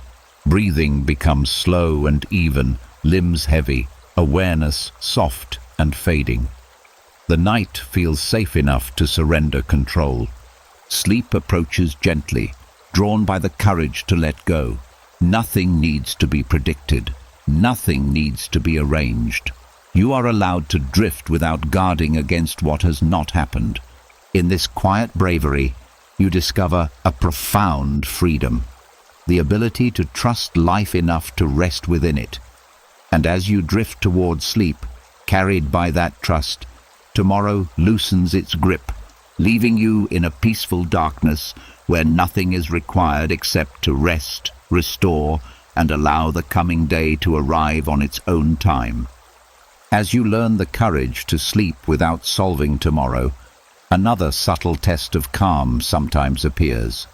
The moments when your emotions insist that something is wrong, even though nothing around you is actually falling apart. A sudden wave of unease, a flicker of fear, a heaviness that seems to arrive without cause. Emotions can be persuasive, speaking with urgency as if they are reporting facts. The Stoics trained themselves to recognize that feelings are signals, not verdicts, and to trust the deeper stability beneath them, even when the surface feels unsettled. Emotions often rise from the body before the mind understands why. Fatigue, stress, overstimulation, or even simple physical discomfort can trigger sensations that feel like danger. If you accept these sensations as truth, anxiety grows. If you treat them as temporary fluctuations, they lose their authority. Stability returns not because the feeling disappeared, but because you stopped believing it defined reality. Trusting stability means remembering what is actually solid. Your breath continues without effort. Your body is supported. The present moment remains unchanged by the surge of sensation. These anchors exist regardless of how turbulent the emotion feels. By focusing on them, you reconnect with something steady that emotions cannot erase. Your body responds to this trust with gradual calm. When you stop reacting to the sensation as if it were a threat, the nervous system stops amplifying it. The heart slows, breathing deepens, muscles soften. What felt like rising panic becomes manageable simply because you did not feed it with fear. There is also wisdom in understanding that emotions are shaped by perception, not always by fact. A tired mind can misinterpret neutral experiences as threatening. A stressed body can signal alarm without cause. Trusting stability means giving yourself time before deciding that something is wrong. At night, emotions can feel especially convincing because the quiet amplifies inner sensations. Instead of questioning the feeling or searching for reasons, you allow it to exist while resting in the certainty of the moment. The room is still, the air is calm, nothing is demanding action. As you lie here now, notice any sensation moving through you. You do not need to fight it or analyze it. You can let it pass while staying connected to the steady rhythm of your breathing.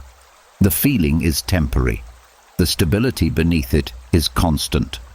Over time, this practice builds deep confidence in your ability to remain calm, even when emotions fluctuate. You stop fearing sudden waves because you know they will not carry you away.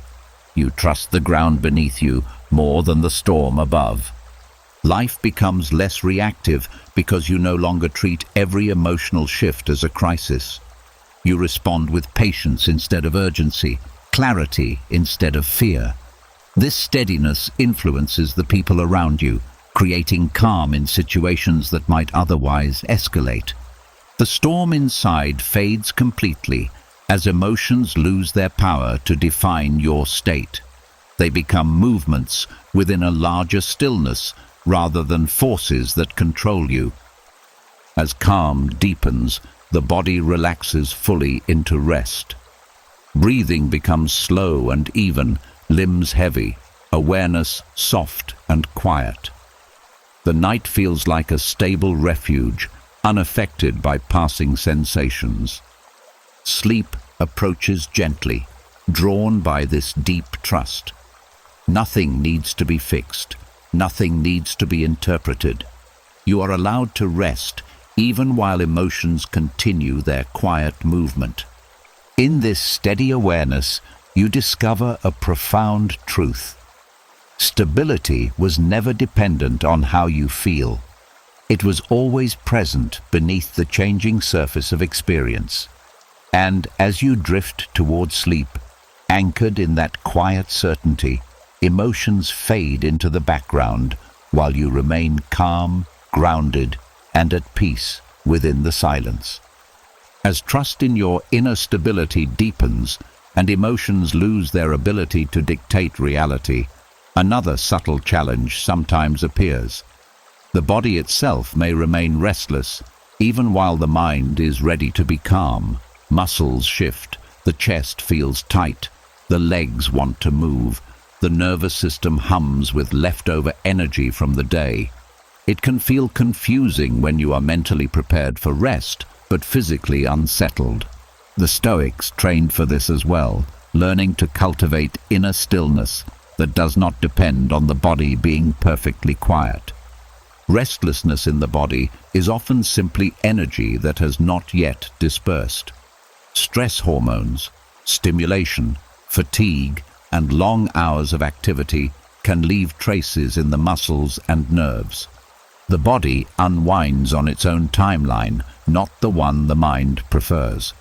By allowing this process to unfold without frustration, you prevent mental agitation from adding another layer of tension. Inner stillness begins with accepting that physical discomfort does not require emotional reaction. The urge to move or adjust is natural, but it does not have to disturb your calm. You can observe the sensation without labeling it as a problem. This neutral awareness prevents restlessness from turning into anxiety. Your breath becomes the bridge between body and mind. Even when the body feels unsettled, slow and steady breathing sends signals of safety through the nervous system. Each exhale releases a small amount of tension, gradually calming the physical state without force. There is also wisdom in realizing that the body often quiets once it feels acknowledged. Fighting restlessness creates resistance, which keeps the nervous system active. Allowing the sensation removes that resistance, making it easier for the body to settle on its own. At night, this practice is especially gentle. Instead of trying to force stillness, you allow small movements or sensations to exist while keeping the mind relaxed. The bed supports you, the darkness surrounds you, the rhythm of your breath continues steadily regardless of what the body is processing. As you lie here now, notice any areas of tension or restlessness without trying to change them. Let your awareness rest there briefly, then return to the calm center of your breathing.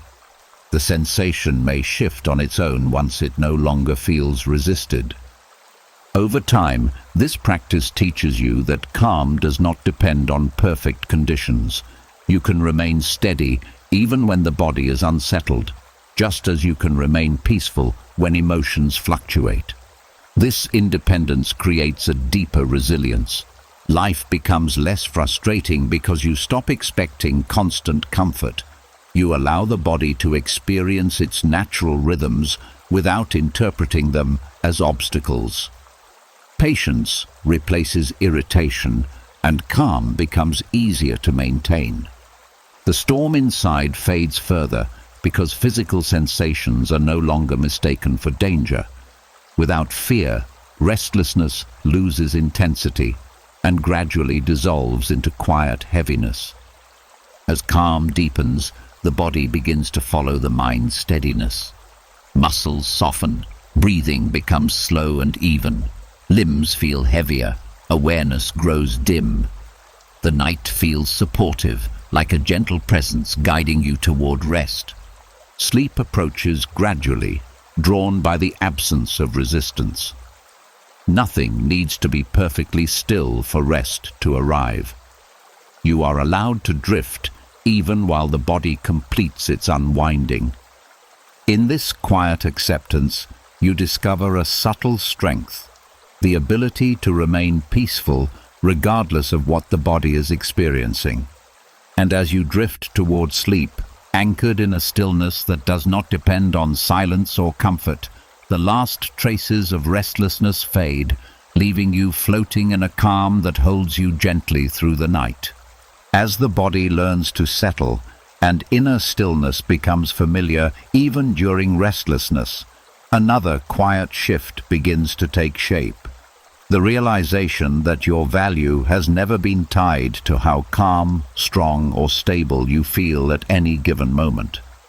Many people unknowingly judge themselves by their emotional state. A peaceful day feels like success. A heavy day feels like failure.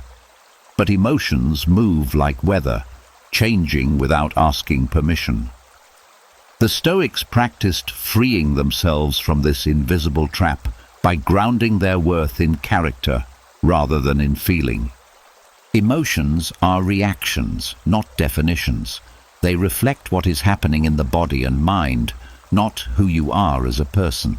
Sadness does not mean weakness. Anxiety does not mean incapability. Even calm does not necessarily mean strength. When you stop attaching identity to emotion, you remove the pressure to feel a certain way in order to feel acceptable. Your worth becomes anchored in what you choose rather than what you feel. The decision to act with patience, honesty, or restraint remains valuable even on days when your inner world feels chaotic. This perspective creates stability because it is based on intention, something you can guide, instead of emotion, which often arrives uninvited. The body responds to this release of self-judgment with relief. When you no longer interpret difficult emotions as personal flaws, tension decreases. The breath deepens, the chest softens, the nervous system settles because it is no longer defending against internal criticism. There is also compassion in recognizing that emotions are part of being human, not indicators of failure. The Stoics did not seek to eliminate feeling. They sought to remain steady within it. By allowing emotions to exist without turning them into measurements of worth, you create space for them to pass naturally. At night, self-judgment can become louder, replaying moments when you felt overwhelmed or uncertain. Instead of analyzing these experiences, you allow them to drift away without attaching meaning. The night becomes a place where identity is not under evaluation. As you lie here now, notice whatever emotional tone is present. Calm, tired, uneasy, or neutral. None of it needs to define you. You are still the same steady presence beneath it. Feelings move across the surface, but they do not change the depth below. Over time, this practice builds quiet confidence. You stop fearing emotional fluctuations because they no longer threaten your sense of self. You trust that your value remains intact regardless of how you feel. Life becomes lighter because you are no longer trying to perform stability. You allow yourself to experience the full range of human emotion without interpreting it as evidence of strength or weakness. This authenticity creates a calm that feels genuine rather than forced. Relationships also become more peaceful when you stop expecting yourself to always appear composed. You respond with honesty instead of pressure, connection instead of perfection. The storm inside fades almost completely because self-judgment is no longer feeding it. Without the need to evaluate every feeling, the mind quiets naturally. What remains is a steady awareness that does not depend on emotional conditions. As calm deepens, the body relaxes fully into rest. Breathing becomes slow and rhythmic, limbs heavy, awareness soft and gentle. The night feels accepting, free from expectation. Sleep approaches effortlessly, drawn by this freedom from measurement. Nothing about you needs to be proven or corrected right now. You are allowed to rest exactly as you are. In this quiet acceptance, you discover a profound truth. Your worth has never been something emotions could give or take away. It has always existed beneath the shifting surface of experience. And as you drift towards sleep, carried by that steady knowing, the last traces of self-doubt dissolve into the darkness, leaving you resting in a calm that belongs to you no matter what you feel. As you release the habit of measuring your worth by how you feel, another quiet strength begins to form. The ability to face pain without turning it into your identity. Pain has a way of demanding attention, convincing you that it explains everything about who you are and what your life has become. But the Stoics practiced a different approach. They learned to hold pain the way you would hold something fragile, carefully, without squeezing it so tightly that it becomes the center of your existence. Pain, whether emotional or physical, is an experience passing through you, not a permanent description of you. When it arrives, the instinct is either to resist it or to surrender completely to it. Both extremes give it more power. Holding pain without identification means allowing it to exist while remembering that there is more to you than what hurts. Your awareness becomes the container. Instead of shrinking to the size of the pain, you let the pain rest within a larger space of calm observation. This prevents it from spreading into every corner of your mind. It remains a part of your experience rather than the whole story. The body responds to this gentle approach with less tension. When pain is not resisted, muscles soften instead of tightening around it. The breath remains steady instead of shallow.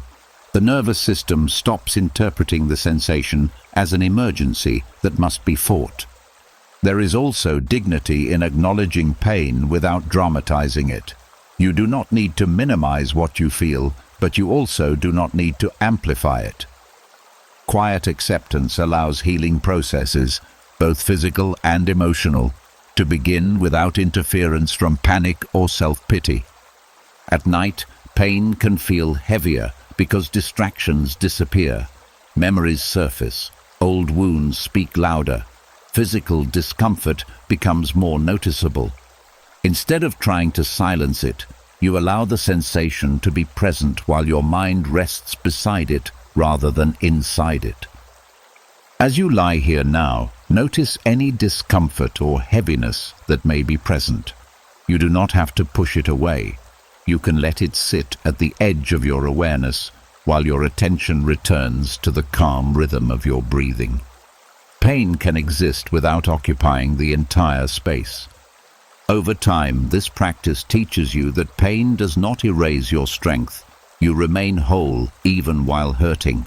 This realization builds resilience because it removes the fear that suffering will overwhelm your identity. Life becomes less intimidating because you no longer equate difficulty with defeat.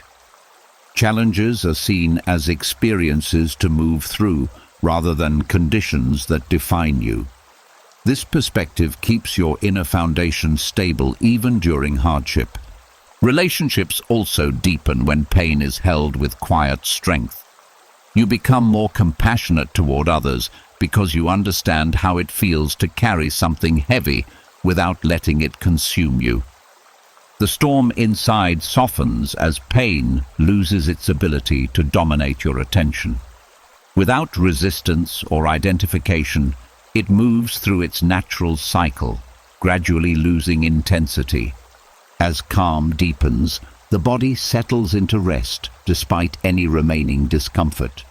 Breathing becomes slow and steady, limbs heavy, awareness soft but present. The night feels like a place where healing continues quietly in the background. Sleep approaches gently, not because pain disappeared, but because it is no longer being fought or magnified. You are allowed to rest even while carrying something difficult. In this quiet strength, you discover a profound truth. Pain may visit your life, but it does not have the authority to define it. And as you drift toward sleep, held by a calm that is larger than any discomfort, the heaviness softens into something bearable, leaving you resting in a steady peace that remains untouched at your core. As pain loosens its grip on your identity, another subtle lesson begins to unfold. Calm does not require denial.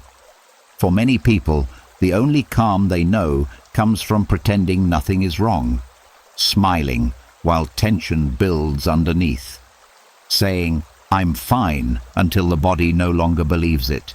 But true calm is quieter than that. It does not argue with reality or paint over it. It simply stops struggling against what already exists. There is a deep relief in dropping the pressure to convince yourself that everything must be okay before you are allowed to rest. Life does not need to be perfect for the mind to become still. Problems can remain unsolved. Uncertainty can remain present. and yet calm can still settle into the spaces between your thoughts. This kind of calm feels different at first. It is not bright or cheerful. It is steady, grounded, almost neutral, like sitting inside a sturdy shelter while rain falls outside. You hear the storm, you know it is there, but you are not exposed to it in the same way anymore. Your nervous system responds to honesty.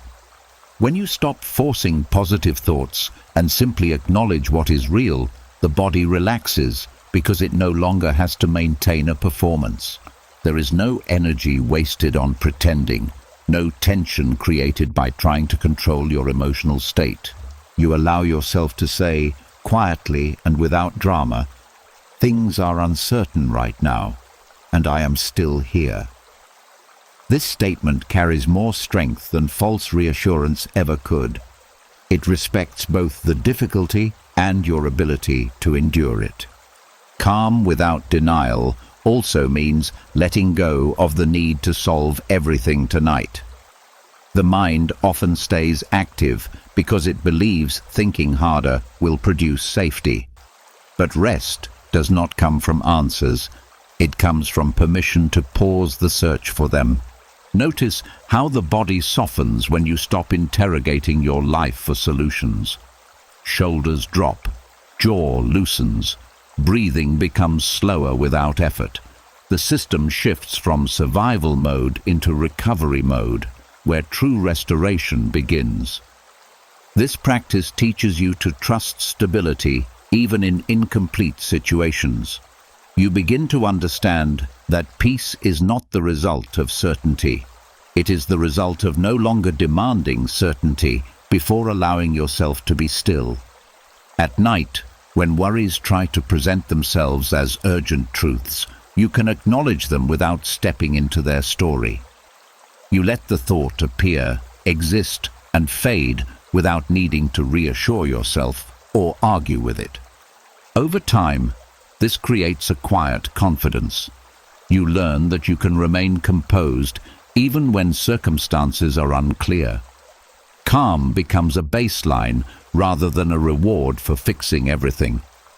Relationships with others also change. You stop pretending for their comfort, which creates more genuine connections.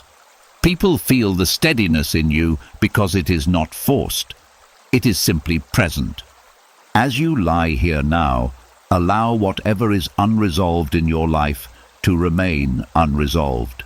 You do not need to tidy it up before sleep. You do not need to create a comforting story. The night is not asking you to fix anything. Feel the support beneath your body, the quiet around you, the simple fact that you are breathing without effort. These are small anchors that require no explanation, no optimism, no justification. Calm grows in this honest space. Not dramatic, not overwhelming, just a gentle steadiness spreading through your chest, your shoulders, your thoughts.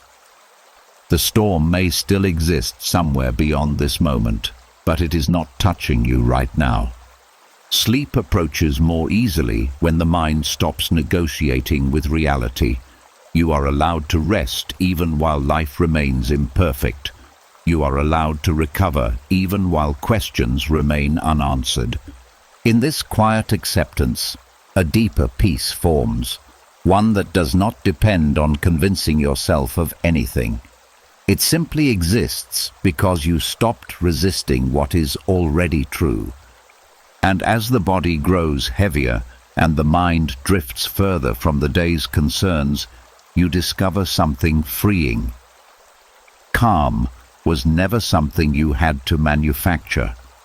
It was something waiting underneath the effort, ready to hold you the moment you stopped trying to force the world into a shape that felt safe. Tonight, you rest not because everything is fine, but because you no longer need it to be. As you begin to rest without needing to convince yourself that everything is fine, a deeper strength quietly takes shape, the ability to stay present instead of searching for a way out. Most people spend their lives trying to escape discomfort as quickly as possible. They distract themselves, numb themselves, rush toward anything that promises relief. But escape is temporary. What is avoided does not disappear. It waits, gathering strength, returning at the moments when you are most tired. Emotional endurance is different. It is the calm decision to remain with what you feel without trying to outrun it. Not because you enjoy discomfort, but because you trust that it will change on its own if you stop feeding it with resistance. Like standing in cold water long enough for your body to adjust, the initial shock fades when you stop reacting to it. This kind of endurance is quiet and invisible. No one applauds it. No one even notices it. Yet it builds a resilience that cannot be shaken by circumstances. You stop fearing emotions because you learn that they rise, crest, and fall without needing your intervention. Escape often promises quick comfort, but leaves you weaker afterward.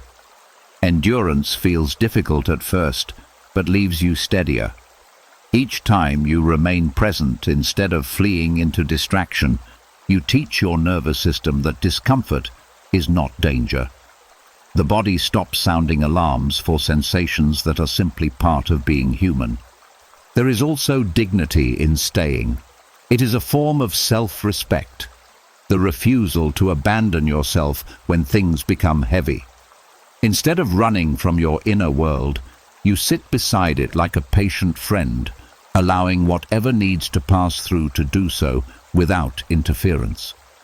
At night, the urge to escape becomes stronger because there are fewer distractions available. Thoughts become louder, feelings more noticeable. Instead of reaching for stimulation or trying to force sleep, you allow the experience to unfold at its own pace. You remain still while the mind gradually loses momentum. Endurance does not mean suppressing emotion. It means giving it space without letting it dictate your behavior. You feel it fully, but you do not become it. There is always a part of you that remains steady, watching, breathing, grounded beneath the surface. Over time, this steady presence becomes familiar. You begin to trust that you can face any wave without being pulled under. Fear loses its authority because you have seen yourself survive it without escape routes. This practice also changes how you move through the day. Challenges feel less overwhelming because you are no longer measuring them by how quickly you can get away from them. You measure them by how calmly you can stay. As you lie here now, notice the simple act of remaining. No fixing, no fleeing, no forcing anything to change. Just breathing slowly while the night carries you forward. The body understands this language of patience even when the mind forgets it. Tension releases in small layers. Muscles soften. The heartbeat steadies. The system realizes there is no threat, only sensation moving through time. You are not trapped inside the feeling. You are witnessing it from a place of quiet stability. Sleep often arrives in the space created by endurance. When you stop chasing relief, relief finds you naturally. The mind grows tired of repeating the same patterns when it receives no reaction from you. In this stillness, you discover that endurance is not harsh or rigid. It is gentle, almost tender.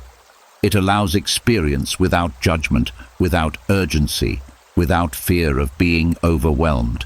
The storm inside loses intensity because there is nothing pushing against it anymore. Wind slows, rain softens. What once felt unbearable becomes something you can sit with peacefully. And as your awareness begins to drift, held by the steady rhythm of your breath, you realize that the strongest form of control is not escape. It is presence. The quiet courage to remain with yourself until calm returns on its own. Tonight, you rest not because everything has been resolved, but because you chose not to run. And in that choice, a deep and unshakable peace begins to settle, carrying you gently towards sleep while the storm continues to fade in the distance. As endurance settles into something steady and familiar, another truth quietly reveals itself. What you allow loses its need to fight you. Suppression may look like strength from the outside, but inside it creates pressure, like trying to hold a beach ball underwater. The effort never ends, and the moment your grip weakens, everything rushes back to the surface with more force than before. Acceptance works differently. It does not push feelings down or lock them away. It lets them rise, be seen, and pass without resistance. This requires more courage than suppression because it asks you to face what is there without armor. But it also frees you from the exhausting job of holding everything inside. The body understands acceptance as safety. When you stop clenching against emotions, your muscles loosen, breathing deepens, and the nervous system shifts out of defense mode. There is no longer a hidden battle draining your energy. What you feel is simply allowed to exist without being labeled as a problem that must be erased. Suppression, on the other hand, keeps the mind alert. Even when you try to relax, a part of you stays tense, guarding the door so nothing escapes. This tension shows up in restless sleep, tight shoulders, shallow breathing, and thoughts that refuse to settle. The cost of hiding feelings is constant vigilance. Acceptance removes the need for that vigilance. You are no longer trying to control every sensation or thought. You trust that emotions, like weather, change on their own. Rain does not last forever, and neither does sadness, fear, or frustration. There is also clarity in acceptance. When you stop pushing emotions away, you can see them more accurately. They become signals rather than threats. You begin to understand what your inner world is communicating instead of reacting blindly to it. At night, acceptance becomes especially powerful. Instead of fighting wakefulness, tension, or lingering thoughts, you acknowledge them gently. You say, without words, "You can be here for now." This simple permission removes the struggle that keeps you awake. Notice how the body softens when it realizes it does not have to resist. The jaw unclenches, the stomach loosens, the breath flows more freely. Acceptance creates space, and in that space, rest begins to grow. It also changes your relationship with yourself. Instead of treating your emotions as enemies, you meet them with patience. This builds trust within your own mind. You become someone who can be relied on to stay present, even during difficult moments. Over time, acceptance turns into quiet confidence. You stop fearing what you might feel because you know you can handle it without collapsing or shutting down. Emotional strength becomes a calm steadiness rather than a rigid wall. As you lie here now, allow whatever remains from the day to exist without correction. Nothing needs to be pushed away. Nothing needs to be solved. The night is not asking you to perform or protect anything. Feel the support beneath you, the slow rhythm of your breathing, the gentle heaviness spreading through your body. These sensations do not require effort. They are simply happening, just like your emotions. Sleep often comes when the inner struggle ends. When you stop trying to control the experience of the night, the mind gradually releases its grip on wakefulness. Thoughts slow down because they are no longer being chased or resisted. In this quiet surrender, you discover that acceptance is not weakness. It is stability. It allows you to remain steady while everything else moves and changes. The storm inside fades not because it was forced away, but because it was allowed to pass without interference. Calm returns in its own time, like a sky clearing after heavy rain. And as your awareness drifts further into stillness, you realize something deeply freeing. You do not have to hide from yourself to be strong. You only have to stop fighting what is already part of being human. Tonight, rest comes not from suppression, but from permission. Permission to feel, to release, to soften. And in that permission, a deep peace settles in, carrying you gently towards sleep, while the mind finally lays down its armor. As acceptance softens the need to fight what you feel, a new freedom quietly opens. The ability to step back and watch your mind instead of being pulled by it. Most people live as if every thought is a command, every feeling a direction they must follow. The mind speaks, and they obey without question. But there is another way to live, one the Stoics practiced carefully, becoming the observer rather than the participant. When you become a witness to your own mind, distance appears. Thoughts still arise, emotions still move through you, but they no longer carry the same authority. They are seen as events happening inside awareness, not instructions that must control your actions. This shift is subtle, yet it changes everything. Your mind may say something harsh, fearful, or urgent, but instead of reacting, you notice it the way you would notice a sound in the distance, present but not consuming. You realize that awareness itself is calm, even when the mind is not. There is a stable place inside you that is untouched by the noise.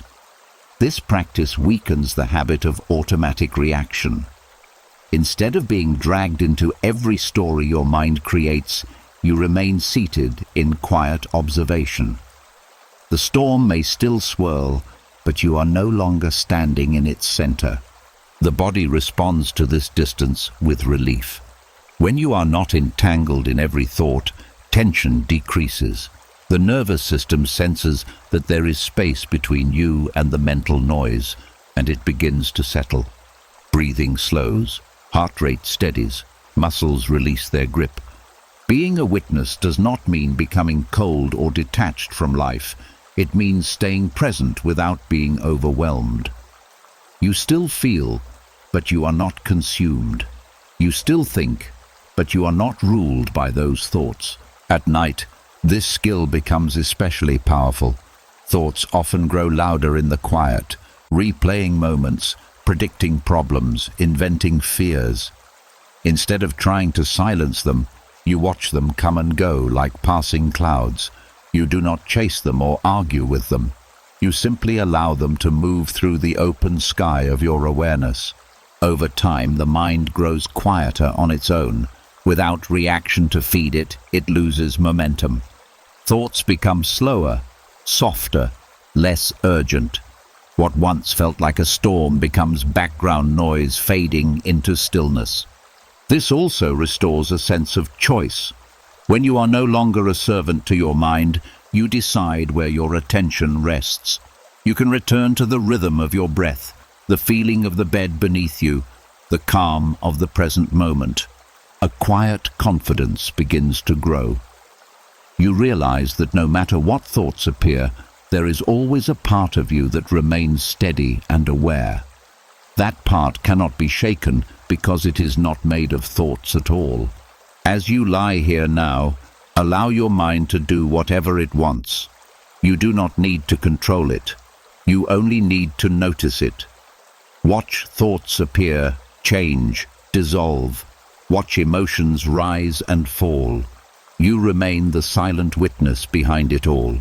Feel the space between each breath, the gentle heaviness in your limbs, the quiet surrounding you. These are anchors that keep you grounded while the mind gradually tires itself out. Sleep often comes when you stop trying to manage your inner world. The witness does not struggle. It simply observes until the system naturally powers down. In this stillness, you discover something deeply reassuring. You are not your thoughts, not your fears, not your mental noise. You are the awareness that sees them. And awareness is always calm, always steady, always at rest. Tonight, you drift toward sleep not as a servant of the mind, but as its quiet observer. The storm no longer controls the night because you are no longer inside it. You are watching from a place of peace, carried gently into rest by the simple act of remaining present while everything else fades. As you settle into the quiet space of observing your mind instead of obeying it, another kind of strength begins to reveal itself. The strength of allowing emotions to run their course without interference. Most emotions are like fires that flare up when fueled and fade when left alone. But when you fight them, analyze them, or panic about them, you unknowingly keep adding wood to the flames. Letting emotions burn out naturally does not mean giving up control. It means recognizing that not everything inside you needs to be managed. Some feelings only want time and space to exhaust themselves. Anger, fear, sadness. They rise, peak, and fall if they are not constantly stirred. The urge to intervene comes from discomfort. The mind wants relief immediately, so it tries to fix, distract, or suppress what you feel. But this urgency interrupts the natural cycle. It keeps the emotion active because your attention keeps returning to it. When you step back and allow the feeling to exist without feeding it, the intensity begins to shift on its own.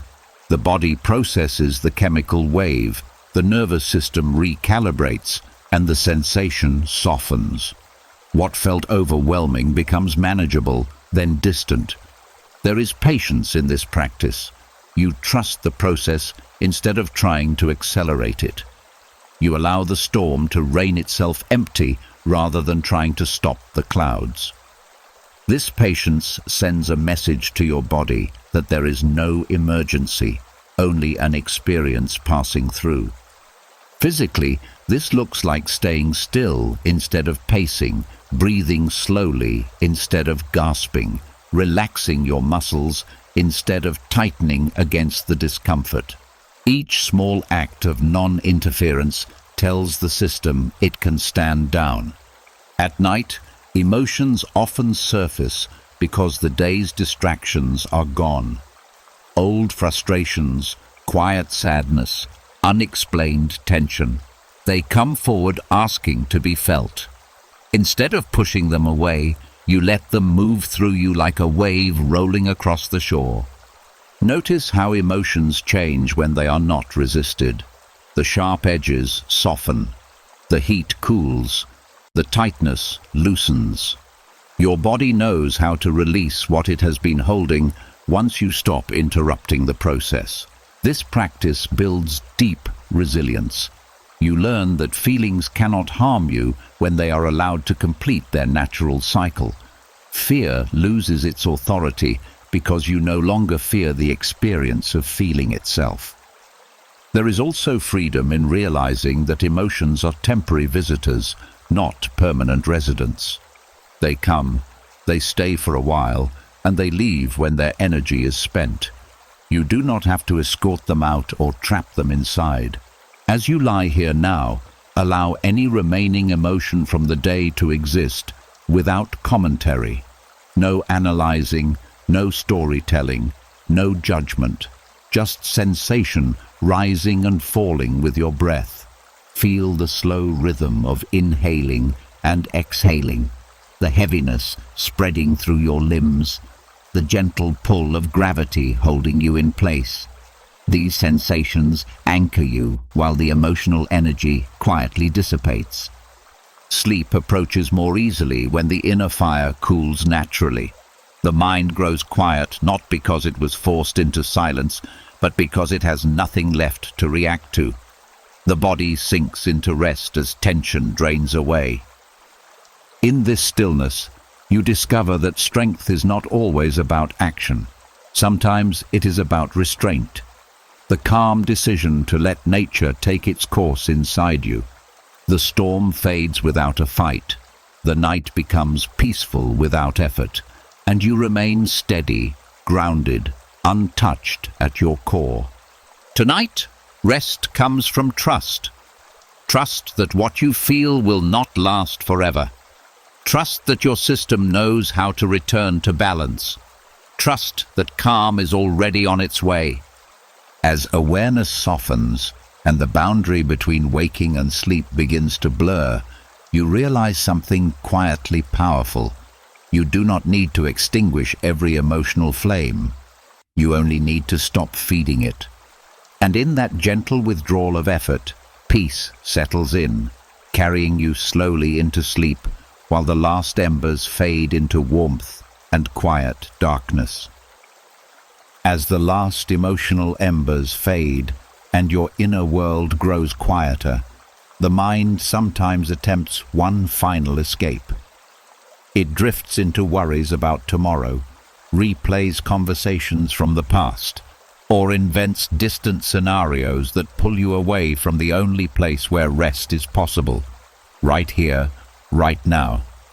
The habit of leaving the present moment is deeply ingrained, especially when reality feels uncertain or uncomfortable. Staying present does not mean forcing your mind to be still. It means gently returning to what is real whenever you notice it wandering. The present moment is simple. It is the feeling of your breath moving in and out, the weight of your body supported beneath you, the quiet sounds around you. Nothing dramatic, nothing complicated, just what is actually happening. The mind escapes because it believes somewhere else holds safety or solutions, but most of the time it only creates more tension. The future cannot be controlled from this moment, and the past cannot be changed by replaying it. Presence is the only place where your body can recover and your mind can reset. Your senses become anchors that keep you here. Notice the coolness of the air on your skin, the softness of the pillow, the slow rhythm of your breathing. These details are small, but they are real, and reality is always calmer than the stories the mind creates.